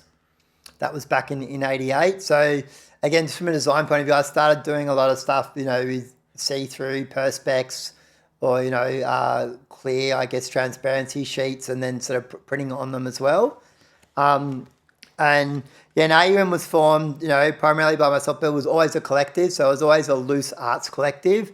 So it was kind of amorphous in the sense that there were, founding members, but then as time went on and the company evolved, of course, people would come in and out as well and sort of change and shape it, whether it's animators or decor artists or other graphic designers or DJs or whatever else as well. So with that, I started doing lots of parties. I started, doing lots of flyers and putting a lot of events on and stuff. And Kiss FM had already started in, I think, 94. So I did a few club lunches, got started there. And then got my own show, I think come late 95, January 96. Where was Kiss then? So Kiss originally was on Chapel Street, Yep. just above Cafe Sienna. And, it was started by Peter Raff, of course. And then Nigel and Matthew were sort of like, running the station part of the logistics, whereas it was, Raff's idea. I guess there was Kiss in London, of course, already, and there was Kiss in New York, of course, already. So Raff, I guess, kind of took the idea, well, why don't we have one here? And which was really smart and stuff. So he really helped build it and create it and the rest of it. And then eventually Timmy Burns stepped in and became, I guess, the new station manager. So late 95 coming into 96, and that's when it relaunched in the city. It was a really cool spot on Collins Street. I can't remember what floor it was on, but it was up high. It was literally right on the corner of Collins and Swanston, just down. And and that's when I guess Richie Rich got more involved too, and Mark James got more involved as well. There's a bit of a changing of the guard, or politically, there's a bit of a changing of the guard there, what happened and stuff. And then that's when Kiss was getting critical mass as well. Like I think they were getting like hundreds of thousands of listeners a week. They had really good sponsors. I think Channel 9, Qantas, Telstra, I believe, and a few other major corporate sponsors. And they had billboards all over the city and stuff, and lots of transmitters. And and they were getting, I guess, everyone that was touring was coming through their doors as well. So it really was like, and with the caliber of DJs they had, and every DJ was active in the scene. So whether they were playing actively in the clubs or the raves or wherever else, every DJ on the roster had a profile and was contributing and was at the forefront, within their field. So we're kind of lucky, getting that whole sort of vibe of what I guess Kiss London were getting or Kiss New York. Yeah, I mean your show was my show had a few names. So my first incarnation was the Peace Beat. That was the first name of my show. And again, my show, I guess, format was, I pride on having lots of guests. So I always had a guest on every week. So never made it just about me, because that's never been my style. So I had guests on both overseas and, interstate as well as locally, and a lot of live acts and stuff. I was also running my knowledge sessions thing with another electronic artist called Solenoid, who used to play a lot with Wojtek and others. And so I'd do like sort of this spoken word sort of rapping stuff over electro beats, so to speak, or electronic atmosphere stuff. And I was getting lots of promos from all around the world at that stage and stuff as well. So the radio thing kind of was good with the DJ thing as well. But Kiss played a big part in building the whole scene and getting huge numbers to all the clubs and all the raves. And again, Melbourne was very lucky to get all the right ingredients to really make it the epicenter for Australia. So you got some of the flyers and stuff that come from that timeline? I've got a couple here I can pull out. So the way it worked at first with Kiss, they were vying to get a community license with about 8 other stations. So you did what was called test transmissions. Usually most test transmissions lasted, I think, from 6 weeks from memory. Maybe some got a bit longer later on, and you might have done 2 or 3 in a year, maybe 4, as things ticked on. So there's one of the flyers there. Plot, again, Beaker, he did most of the artwork for Kiss FM, and Kiss FM had a magazine as well, a colour magazine. So then again, you had another writer that was, doing graph design down in that culture, doing all the artwork for Kiss. And that's an example of the grid as well. You see the who's who. And this is everything from like, the disco DJs, the house DJs, techno DJs, rave DJs, and everything else in between. Amazing. Yeah, so Kiss really did cover the whole gamut of any form of dance music. And even people that moved on to do big things like Pam Ann, who does the famous comedy shows around the world. She started on Kiss at first by doing it with the Breakfast Show. I think she's had a little segment on that. So she was just doing it like old radio, where you just vocally said stuff in skits. And of course, moved on to her whole shows and productions later on at all of the pubs, bars, and other venues. Before she took it globally. Awesome. We had Andy Glitterer. So he was a very famous radio presenter already. So I think he was British. He had a British accent. Yep. So Kiss was very lucky to have him. Like, he had the perfect radio voice. But he came from a very experienced background, a lot of contacts and networks and stuff as well. Yep. But he kind of really raised the bar for, like, the quality and show of having a seriously professional radio presenter as well as, announcer and formatter and stuff. And I guess Kiss working close with all, like Shock Records and Mushroom Distribution again and all of that. We had, and everyone else, with their own labels and whatnot too. Kiss had a lot of, like, the freshest music being piped in as well and the rest of it. And dare I say it, Kiss was responsible for charting the first ever #1 dance music song on Australian chart history, which was Jason Nevins versus Run DMC. So again, back to the hip hop thing. Yeah. And it was called It's Like That. Yep. So he did a remix of it's Run DMC's song It's Like That off their first album. Yep.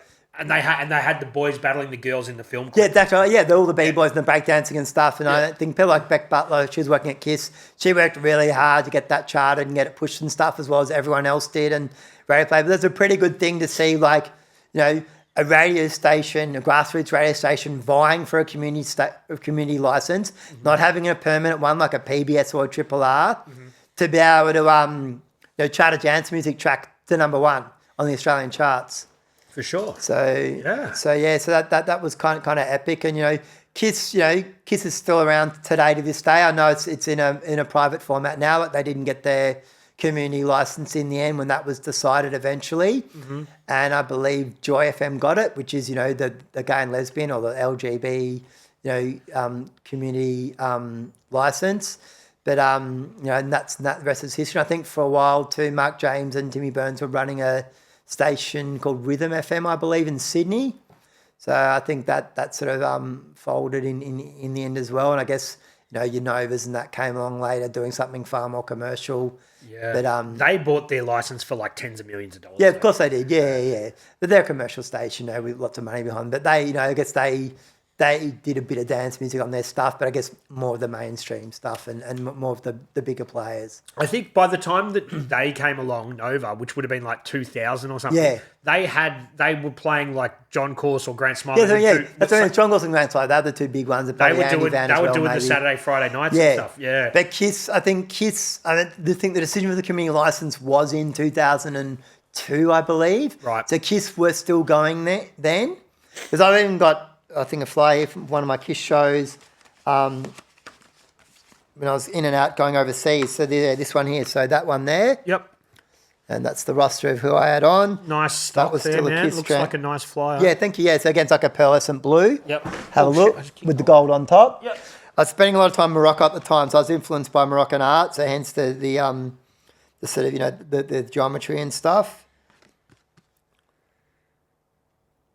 And yeah, I believe this is 2001.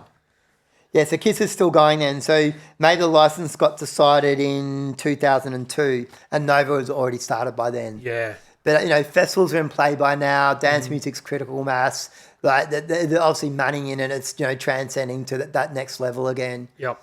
And, the numbers are getting huge now. Yeah. And you're hearing house songs on the radio, which you never really heard before that on commercial radio. Yeah, on commercial radio, exactly. Yeah, of course. It gave people like Grant Smiley and John Course a huge platform as well, which obviously would have helped One Love and stuff too later on when that kicked off in 2004, I believe. Mm-hmm. So, yeah. Yeah.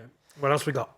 So, Sadie's, I have to mention Sadie's. So, Sadie's was an underground, I think it used to be a strip club from memory. So, it's in Chinatown, but it's down one of the laneways. Uh-huh. So, just off Russell Street and Little Burke. Yep. So, Sadie's was a cool bar. So, a good friend of my girlfriend's at the time, she was a sculptor, an artist. So, she did the fit out for the whole venue. She did all these rock sculptures on like metal rods that, ran up through multiple floors. And that's a Sadie's bar was 2 or 3 floors. So, the reason why this is important, before Teriyaki, Anarchy Saki, there was sort of Sadie's and, Steve Robbins started there with them before they moved on, for it to become the phenomenon that it did in Fitzroy and sort of Brunswick area and stuff.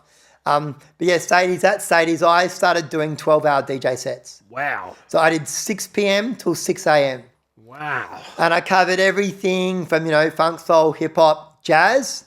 Then I'd get more into broken beat, drum and bass and that. And then, of course, as Pearl got drunker, 10 o'clock onwards. I'd get more into house and then techno and then bring it home. So that was kind of like a really good gig for me. But again, say it's become a bit of an institution. I guess one of those early sort of cool bars that were doing something a bit more forward or underground as well before it sort of took off. Does it still have the 6 a.m. license or the? No, I think Say's Bar's changed names 2 or 3 times now. Uh-huh. It is still some sort of bar down there. And With that late license? Maybe, yeah, I'm not sure. Once you got a license, usually keep it as long as, people Keep rebuy the paying it, venue yeah. and keep paying it. So this was down the same lane where Excessive ended up being later on. Okay. Because Excessive was more like, sort of a techno, acid techno and a hard trance sort of night. Mm-hmm. And sort of big start of the whole Fat Pants scene and all that sort of stuff as well. But anyway, so Say's was a big important gig for me too. But again, too, you're pushing music to new crowds, new markets. Mm-hmm. You got a venue giving it a go, got really good high quality artists doing big installation stuff in there as well. And of course, Pill's staying in the back, you're doing 12-hour sets. Yeah. So it's marathon, man. Yeah, marathon. So I used to be pretty tired after it, but I kind of warm up for it. But out of everything, wasn't so much staying up the long hours, it was my feet. Standing up for 12 hours DJing just got a bit long. Did anyone come in help you? You get half an hour to go have fun? So I like the 12-hour thing as the 12 things. I got to play through my whole record collection. Then I got to rinse through the B-sides and then all the stuff you haven't been playing as much. So like a lot of DJs now, I guess like a lot of DJs have what you call a bread and butter set as well. So this wasn't a bread and butter set. Like the venue was underground, it was pushing underground things, and they were doing new stuff. But being a 12-hour set, when you go through a lot of records a lot, you get to play stuff that you don't always play or haven't played for ages, or get to discover, B-sides or rarer gems, or just go off in the other tangents with your other sets, the bigger gigs, so to speak. Yep. So I'm getting paid for it, and I'm getting paid good money for it. Like back then, this was like late 90s, so not 97, I think that gig was, not maybe 98.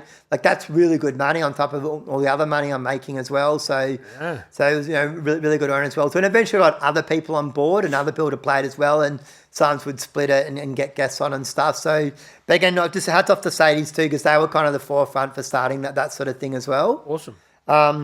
Another thing I did too was important. So this is at RMIT at their first site gallery. Yep. Which has hosted, a lot of good artists and a lot of, I guess, famous animators too in the scene, and a lot of artists that Mud used as well have exhibited there and stuff. And a famous guy called Stellark.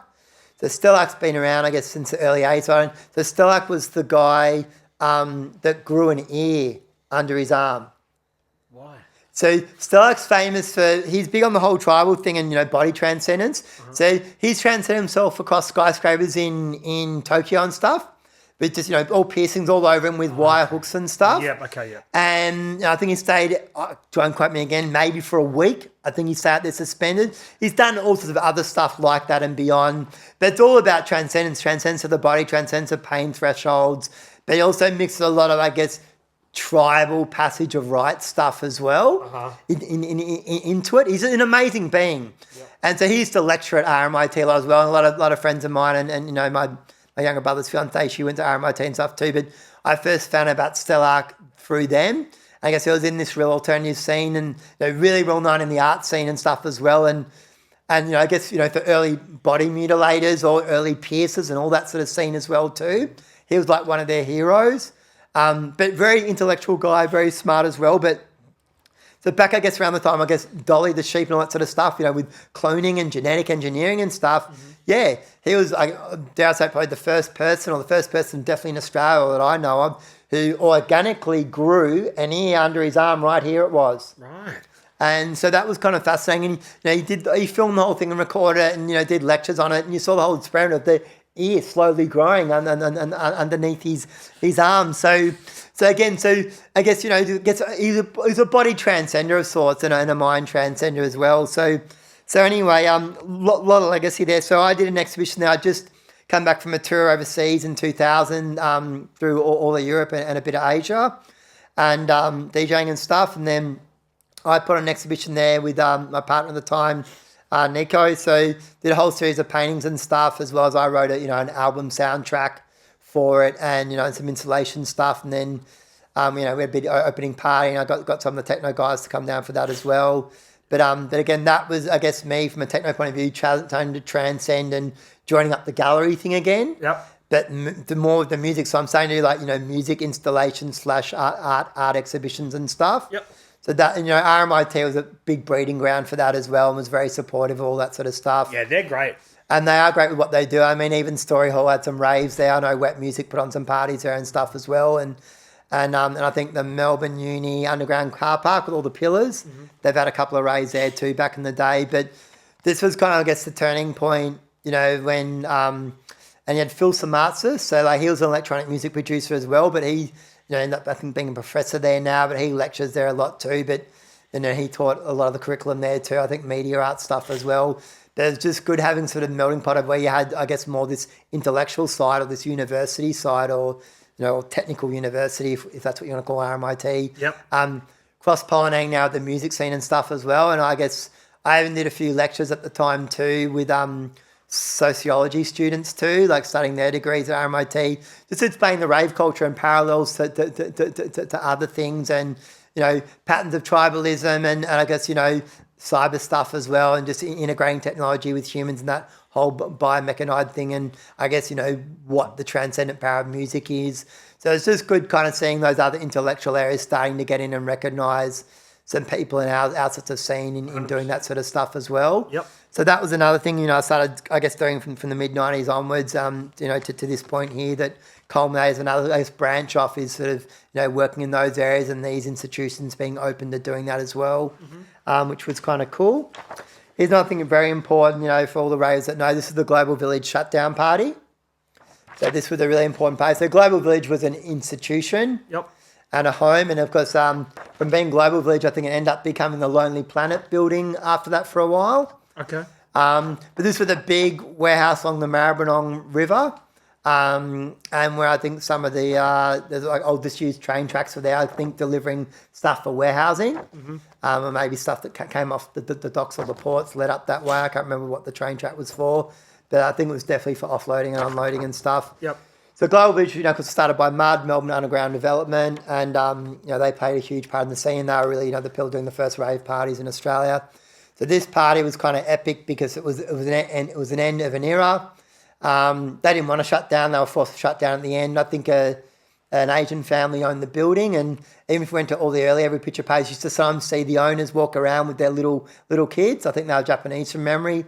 That's what going wow, like they.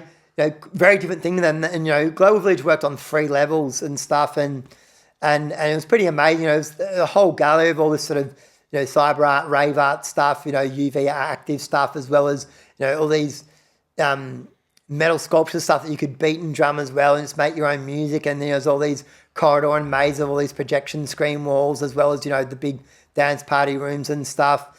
But so this was the big famous shutdown party when they were, the lease was up and they had to leave and stuff. And at the time, my neck had been broken. What? So a laser light had fallen on top of my neck at Chasers. Jesus. And it wasn't wired up right, and only the lighting guy at the time actually helped them get started in lighting. That was Team Switch. And anyway, so it struck my top vertebrae and it was half an inch from killing me. And it was at a big party that time. I was DJing at a party that Toby was putting on at the Fun Factory, and Mark James was doing a big party at Chasers, and I was working for Chasers at the time as well as for the other rave, and I was there, and the laser just fell on top of my neck and my top vertebrae and shattered my vertebrae, and I was unconscious for about 45 minutes in the middle of the dance floor, and Jesus. Not one person. Like out of the probably 2,000 people in Chasers, it was completely packed. I was right near the lighting booth. Not one person bothered to recognise or notice me passed out on the fucking floor. And my friends actually found me in the end, and got them called the ambulance, and got them taken to the hospital and all that sort of stuff. And Alfred's just down the road. Yeah, of course, Alfred's down the road. That's right, and it helped me because I didn't want to get kicked or knocked too, because it could have severed me for life or made me paraplegic or whatnot. So that was kind of scary. But anyway, so for this party, because I was still in recovery and I had the hard neck brace and all that sort of stuff, I had to get my animator friend, Biped or Boiling Point was his name, So I was playing with, was on to play one of the closing sets. But anyway, so I came with my neck brace and I couldn't move, I couldn't turn, I couldn't do anything. I had to get my friends to shepherd around me, right? Because I couldn't get bumped or knocked by anyone. And so they escorted me up, the DJ booth in the room. And I remember playing the set. He had to hand me all my records. Wow. And he had to put them on the platter because I couldn't even bend down or twist my neck. So I had to stay straight the whole time like that with the neck brace on. Just How are your mixes? Yeah, well, I'm a fast mixer. Anyone knows I'm a fast mixer. Like, probably don't have a record in the mix for no more than 2 minutes, like max. Mm-hmm. I like to get, on average, I'd always getting 35 records to a 1 hour mix. Right. At least 60 records to a 2 hour mix. Like, I'd always mix fast and quick and, put a lot of samples in and stuff, and that's how I rolled. So, yeah, so he knew my record collection really well, my animator, and he worked with me a lot, so it was kind of good. I had to yell out which records, and to make it easy, I kind of put some records in categories for him. So, when I wanted to transition to maybe, a bit more, Detroit electro or something a bit hard or whatever, I kind of had them in quadrants with dividers. So it was a hard, medium, or electro basically. So that we had to go up, down, or sideways or whatever. But yeah, it was pretty hard doing that. But I guess it's a sign that nothing's going to stop me what I want to do and stuff. For sure. So yeah, but that was kind of cool. I still got to play the parties. I was worried I wasn't going to be able to play and stuff, and I had to put a lot of precautions in place so I could, and took a bit of risk as well. But with help some friends and all that sort of business was able to do it. But that party was pretty phenomenal. I think it went till well past midday the next day and stuff, and I think the cops came in the end and they were looking for Richard and Heidi, of course, because they'd extended it past the timeline and that sort of business. Yeah. But if anyone knew sort of Global Village, it was a pretty amazing spot, and it was in the middle of nowhere again and just off the highway, and so kids could do what they want. You could park wherever you wanted to do, and stuff could. It wasn't as built up over there then. Yeah, no, not at all. Yeah, it's completely changed now, of course. Yeah. So yeah. Completely changed. But that was the whole thing with the race. So, it was always about trying to find a new venue for new things, and warehouse venues, of course, were always and that west side of Melbourne there, in that industrial kind of area, they would have been like, if those kids want to be out there, they're not bothering anybody really. Different now, there's high-rise and fucking... Yeah, developments and all that sort of stuff, and that's all been gentrified and money and stuff. So I mean, so Matt had already done a few pages in warehouse, and Footscray, look at the TVU warehouse, and they were sort of doing stuff in that area a bit already, and had venues. I think they'd already used the Port Melbourne venue too. Mm-hmm.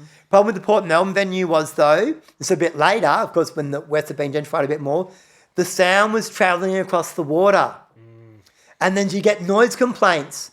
From Williamstown. 10, 30, 40 K away, right? Because the sound's just bouncing straight across the... It's got nothing to obstruct it. Yeah, it's got nothing to obstruct it, and it's just bouncing straight across the water, with the 120K system plus, 240K system, whatever it was. Yeah. So yeah, that was back when the decibel meters used to come out all the time, and the EPA would come and shut down. Like that was the same at the rock climbing centre as well. When Mud moved the parties to there too. Again in the west. Yeah. So yeah, but yeah, that was always funny. Like after they leave, you'd keep it down about 45 minutes, wait till they'd gone, then crank it back up. It's like having a house party with the cops. Are you guys going to turn it down? Yeah, we will. They've gone, and you crank it back up again. But it ruined the vibe though, because trust me, the sound's probably double what the limit is allowed. Yep. And then you could just, the room wasn't feeling it the same. But yeah, you took your risk, whatever. But Heidi used to have this great saying, at some of the pages, APA would come, cops would come, whatever. It's like, well, okay, I'm putting on record now that if you want us to shut down the party, you're going to be responsible for 5, 7, 10,000 kids now roaming the suburban streets in the middle of the night, pissed off because I'm going to have to tell them that you shut the party down, and they're all going to be high on drugs and whatever else. And let's see how many fences get smashed, cars get smashed, or whatever else may or may not happen. Yep. But I'm putting on the record now in front of witnesses that you'll be responsible for that. Yeah. So you either keep them here where they're safe and happy, right? We keep it going, or reduce the noise, whatever. Or you can stop the party now, or announce it on the mic. And also, for the record, you'll be responsible for any damage or anything else that happens in the street. That's checkmate. Yeah, checkmate. Checkmate, exactly. Yeah.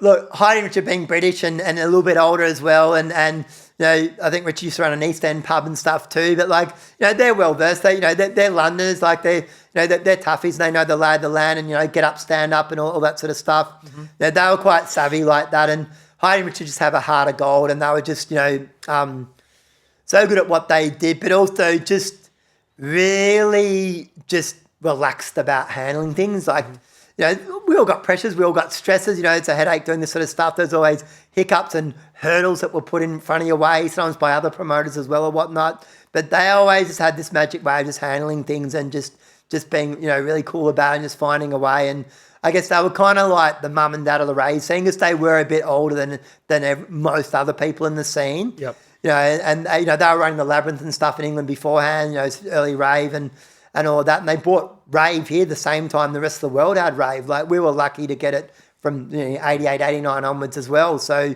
you know, we were running in unison at the same time. And I guess, having people like that played a big part in the scene, a really important part in the scene. For sure. So I'm going to get on to some other stuff. So yeah, keep it moving. next we'll go, so come like late 90s, I started expanding to do a lot of parties interstate. I was probably already doing some from 95, 96 onwards. But come 96, 97, I kind of had a good crew in each state for doing parties in Adelaide, in Perth, in Sydney and in Brisbane, or maybe sometimes Gold Coast, places like Berlin Bar and stuff. And anyway, and, you know, building that network and, you know, you had the early magazines too. So people remember, like, you had Juicy Red Apple in Adelaide first, and then Sydney had a magazine. Of course, then Techno Renegade came out, and then all the street presses. So you had, you know, all this sort of cross-pollination, everyone helping each other out. And the thing too, I guess Toby was the first to us with the Adelaide parties was, and we did a bit early with some parties before that with promoters that I worked with, but with the Adelaide parties, we'd tell them to come over for a month or a few weeks beforehand. And because Melbourne had it down on lock, right? We had the pole poster thing on lock, we had the promotional thing on lock, we had the big flyers on lock. So we would tell them to get the flyers done in Melbourne. Sometimes bring them over on a train, and then the promoter would pick them up on the train. No one would be with them. They'd just pick up the box on the train. Right. And then, you know, so because we're the better printers, right? Because all the best layers were coming from the Techno Fear crew on that in Perth, WA.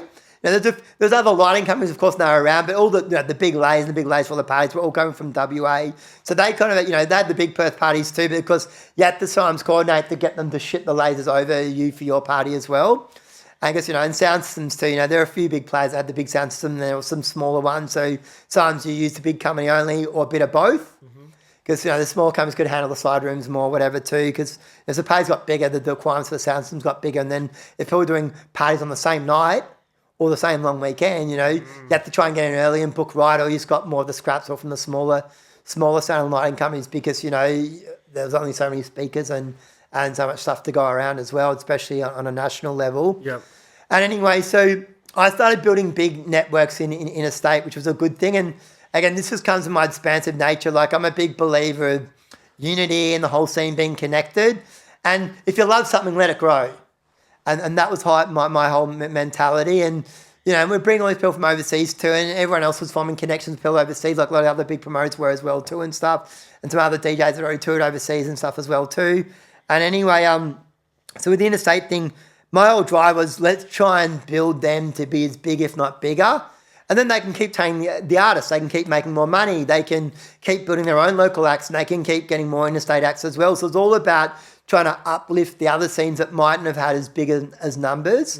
Like Adelaide definitely had good numbers. Perth had good numbers in its underground scene, and Sydney, you know, still had good numbers to a degree. And, you know, Brisbane was growing more. But, you know, most of the tours too were incorporating New Zealand now as well, and usually some Asian legs. Yep. So you might get, you know, a Japan leg as well, Singapore leg, and maybe a Thailand leg too, you know, possibly someone's Malaysia or, you know, somewhere else. So because, you know, being like the bottom part of the Southern Hemisphere and the time zone's different, and it was very prestigious for any overseas artists to play in Australia.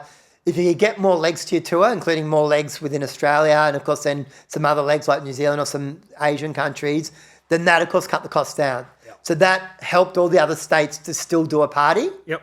And, you know, Triple J were right on it. So Triple J had the mix-up and all that stuff going as well. And Triple J were highly supportive of promoting all of this and putting all the, you know, the mixtapes on Saturday night for mix-up. And so they played a big part. You know, Triple J was really big then. They were breaking, you know, Aussie music as well and whatnot. And it's national. It's national. Yeah. Yeah. And, you know, being government-owned too, you know, they've got a big wide spread to allow a lot of things as well. And it's in their nature to do that too. So again, very lucky having all that sort of stuff and being able to pipe into all of that too. And, of course, every city had their own community stations as well. Yep. So anyway, yeah, so I started heavily working, with a lot of other states. So here's a big party I did with a guy called George Freeney from Adelaide with a few other promoters. So he was a great guy because he was a biochemist and his parents were biochemists. So the good thing about him was he was working, so his family obviously doing all this biochemistry stuff, but he'd found some other applications for it. So one of them was he invented these amazing UV floodlights and all this other UV or UV active light decor stuff.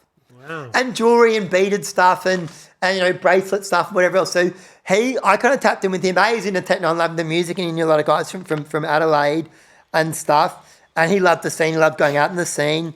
But he was now a biochemist in his biochemist background and doing like talks at all the trade fairs around the world, and his parents were doing lectures and stuff.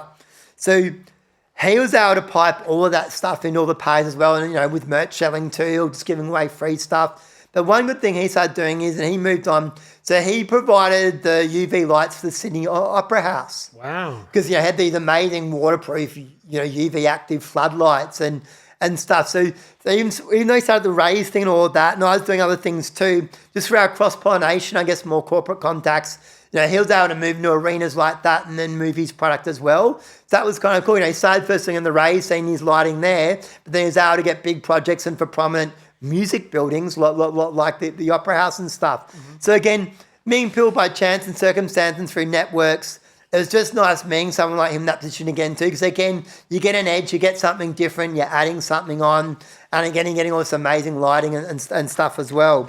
So we did this big Millennium Party and stuff, and we got Claude Young to come out, and Groove Terminator, and Wojtek and Brenton's another old school guy too, and some of the other Adelaide guys too. I was working with when Brushes was shutting down and Sanity was starting. Yep. The guy who managed Sanity Australia, his sister was a big DJ in Adelaide. Her name was Catalyst, and I started playing with her a lot and stuff as well. And then they also had some side venues and stuff. And so they were starting this whole sort of bar DJing thing or nighttime DJing thing. So we're sometimes doing sets from 12 midnight till 6 a.m. So I was bringing her over a lot to Melbourne. Eventually she started playing a lot in Melbourne, and then vice versa as well too. And I was kind of doing the same with a lot of the Perth guys too, with some of the Perth parties we were doing. So here's another example of one called the Berlin Bomb. So we brought out Paku from Tresor.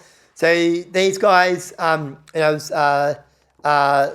came under the guy called, the guy who ran the Monday Madness party. So he was really early old school Perth days, so maybe 91, 92. So these guys came up around 93. So, a lot of them moved here now. So Dan Beck was one of the DJs, of course. Ben Medali is one of the promoters, which was Far Quadrant. And of course, there was many other DJs in that crew as well, like Hamish and stuff too. And a lot of these guys I eventually ended up moving over to Melbourne too and became prominent DJs here as well.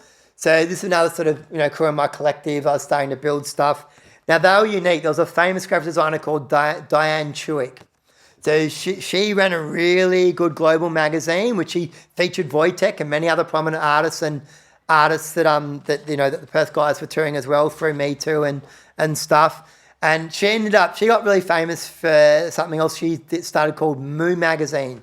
So Moo Magazine was a little square magazine, like a fold book, maybe 100 pages, and it cost $1 in any currency around the world. Oh, wow. So, yeah, and she this is back when the whole graphic design scene was really growing, so late 90s and early 2000s, just before the whole Strat thing took off. Designs have become really trendy, more people getting into graphic design. There's lots of conferences around the world for it. And, she was kind of at the forefront as one of the best graphic designers in the world. So she did a flyer called Advanced Engines for the Perth crew and stuff for Far Quadrant. And we were very lucky to have her because she was one of the best designers in the world that did this amazing flyer. And she'd picked apart an entire engine, like a car engine, because we're bringing out, I think, Eddie Flashing Folks and some other Detroit artists. She sort of pegged into the whole Motor City thing, car engine thing. Yep. But she did this amazing, like, multi-layer translucent rendering of an engine with some lots of other digital tricks and font tricks and stuff.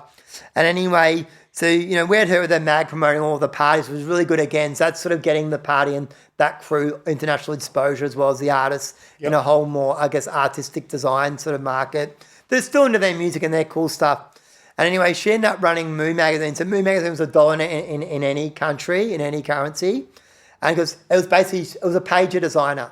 So she was getting the best designs around the world just to do a square page. Cool. And then you'd flick through it. And then you'd have little deets on that page or at the back of it or whatever. And then she'd have a little, like a glossary list at the end of all 100 pages in a little, the fold out bit. Sick. So that was kind of cool working with her too. And again, having her jump in the slipstream early and for her to move on to bigger things and stuff. Do you have the flyer? Again, I don't. I tried to find it this morning. We've got to get close to wrapping it up too, man. Yeah, that's why it's a little late this morning. So so I was trying to find it. So another important thing too, like Steve Robbins, legend in Melbourne scene and FSOM. So this is another guy I worked with for ages, and he's another writer to raver. He ransacks, so DJ RSK, hence for ransack, RS and the K, Umit. So he knew Steve really well too, and so did Creed and Cadet from MSA and stuff. So I started working with him on his Spearmint Records label, which stands for Steve Peter Robbins, which is Steve Robbins.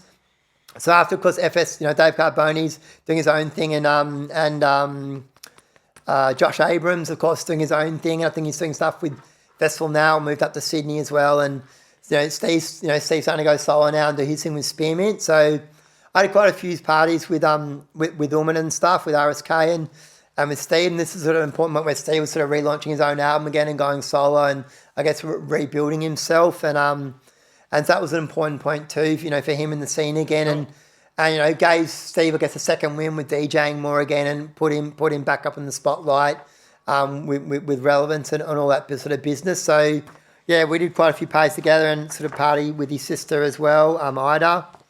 Other people too, I played a big part with and sold some artists too as well. And, they were big in their own right. I guess they were second wave sort of rave scene, warehouse party scene. This is Lani G's parties with Wazza, the Madhouse parties. Uh-huh.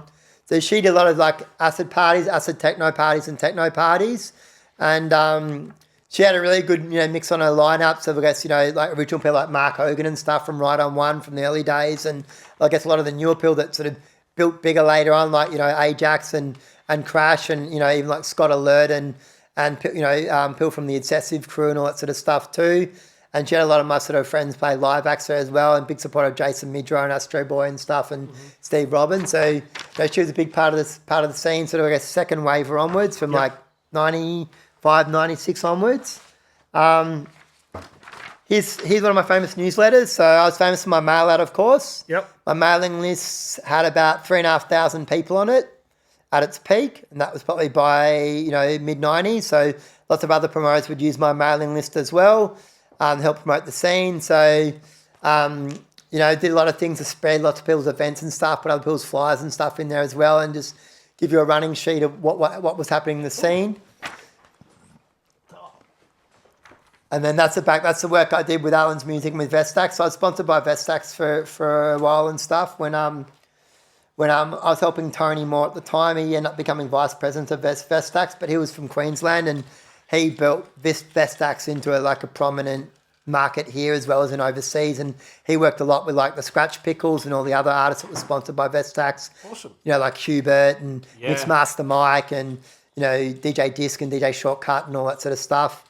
Yeah. So I latched on to Tony in the early days where, we kind of formed a good business relationship and a good relationship with Vestax as well. And really, in Sydney, hip-hop scene was taking off then, so he really built the market there as well. And, of course, all the amazing mixers and turntables were coming out and the reverse fader and the effects units and all that sort of stuff. And then, of course, when the Scratch Pickles and all that jumped on too, he moved to LA and worked a lot there, and he worked a lot in Japan. And I believe he became vice president of the company. And it's a very rare in Japanese business for a white person or a gaijang, a non-Japanese, to become vice president of a prominent company. Wow.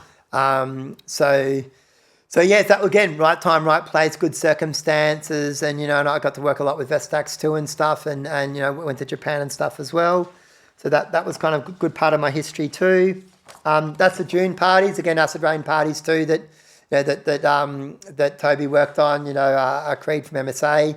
And eventually we formed, the War of the Worlds parties with Frank Venuto from Rainbow Serpent and Kevin Karlberg and Jeff Tyler from Galaxy and, myself from AAUM, amongst others and stuff.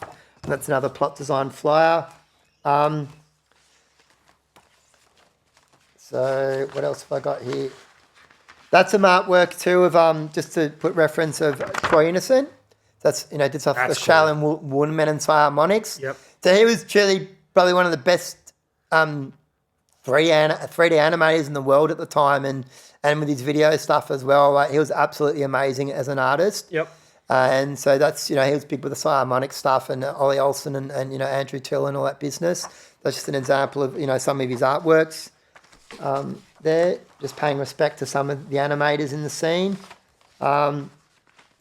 There's TRM magazine, so that was Techno Renegade magazine. Wow. That was a magazine run out of Melbourne. We had Listen Up magazine before it, which was Jay Snipes magazine. So hats off for Jay Snipes for being the first one. And Kiss FM had its magazine too, but this was a really quality magazine, and I used to do a lot of the interviews for the magazine for a lot of the artists that were touring and stuff. So interviews like Jeff Mills and Lee Scratch Perry and many others across the board. But that was a great magazine. And of course, in this issue too, you can see they did like a graffiti special. Wow. So it's again tying in the links and stuff, and respecting a lot of the graph artists, or a lot of graph artists that had come into the rave scene as well. Yep. But similar format to Hype magazine, but for dance music culture. Amazing. Have a look at that one. So yeah, have a look at that one. Cool. Techno Renegade. Man, sadly we're going to have to wrap it up soon, right? Yep. Almost 3 o'clock. There's an early Earthcore flyer. Wow. So yeah, it's Earthcore, of course, early Bush Doors, sort of changed the game with partying. There's another hardware flyer too when Richie Rich put out Jeff Mills. I love all that design. It's so sick. So this was a big game changer. This was probably the first time a rave had corporate sponsors. Yep. So I remember when Jeff Mills was playing, there was like Qantas logos in the background behind him and other corporate sponsors. So I guess 98 was one of the changing guards when bigger money was coming into raves, and bigger money was recognising the power of raves and the market share and the numbers and all that sort of business too. And I guess, some of the bigger promoters like, Richie Rich from Hardware and Mud Crew and others, Agent Mad, were kind of realising, well, wow, there's, we can get some money in here, and, there's some roll-off as well too. And, some people, I guess, were pro it, some people were against it. Again, some people said this sort of mentality killed the rave scene as well. You can't stop evolution. You can't stop, Yeah, but this was kind of the marker of when it was getting more commercialised, because the festivals followed a year later, with Summer Days starting, and then, by 2001, festivals were getting big. So the writing was on the wall, and I guess the Apollo Festival too happened around this time as well, which was when, Vivian Lee's from Big Day Out and the Sydney promoters as well as Richie Rich, tried to do that big festival before festivals. Now, a bit too early, didn't quite get the numbers and lost a lot of money. But it was a big experiment. But they were just ahead of their time. But, some of the acts they had for that were pretty phenomenal. It was still a good party in my eyes, and they pretty much had the who's who then and now across every genre of dance music representing. And, Awesome. I think over 20 internationals, maybe even more, possibly 30 were on the bill or whatever. It was a big thing. And, again, you had Big Day Out promoters and other big promoters coming in to go, well, can we make this work? But that was, that sort of 97, 98 year was a big changing of the guard year as well. 100%. One more person I'd like to mention too. So this is Elliot, runs Strawberry Fields now, and he had a graphic design business too and a printing business. So sick, yeah. And I first met him working on some of the high tech soul parties, which of course was Richard Marr, was Gasp Entertainment, another writer to raver as well, so to speak.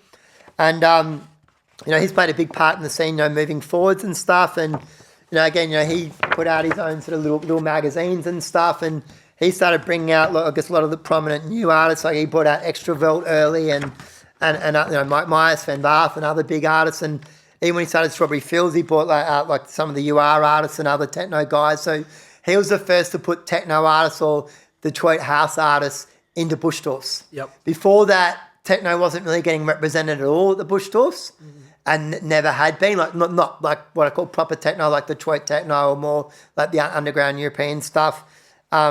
Was more sort of trancey artists or techno trance artists or acid artists.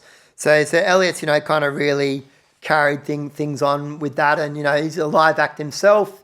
I don't know if he DJ'd, but he definitely was a live act and a producer too, and and stuff. He's been on lots of good labels and stuff. And, you know, people like U1 came under his banner and other artists now, which, you know, U1 still DJs a lot now and has for a long time and all of that. So must, you know, give a lot of respect to Elliot for, you know, sort of really building on from 2006 onwards. Yep. As well, and he's become a big major player in the scene as well. I mean, there are other people too. I could mention the Let Them Eat Crate crew, and there are many other people that have come up as well in that scene. And if I can just try and find you maybe one more flyer possibly. And we allowed 3 hours. Yep. Which wasn't enough again, and previously we had 2.5 hours. So I think. You're going to have to come back another time when you're in town and we're going to just shoot the shit. You've got to allow all day. Yeah, that's all right. Yeah, okay. Got it. Yeah, man, I feel bad wrapping it up, but we've got a couple more minutes before I've got to go pick up my son. That's the only reason why we're wrapping it up. Is there anything else you want to get off your chest? That's big respect to everyone that's paid the way, that made the scene what it was. You know, to all the dancers, to all the dealers, to all the door bitches. You know, big respect to all of you. Like, you made it the beautiful thing that it is and kept it going as well. To all the promoters, of course, and of course to all the DJs and the live artists and all the international artists that have come here as well, and to everyone that sort of kept it going. And rave not dead. That's it, man. I'm going to get you back. We've got much more we could talk about, I'm sure. Okay, thanks, Maloney. Cheers, man. Peace. 3,000.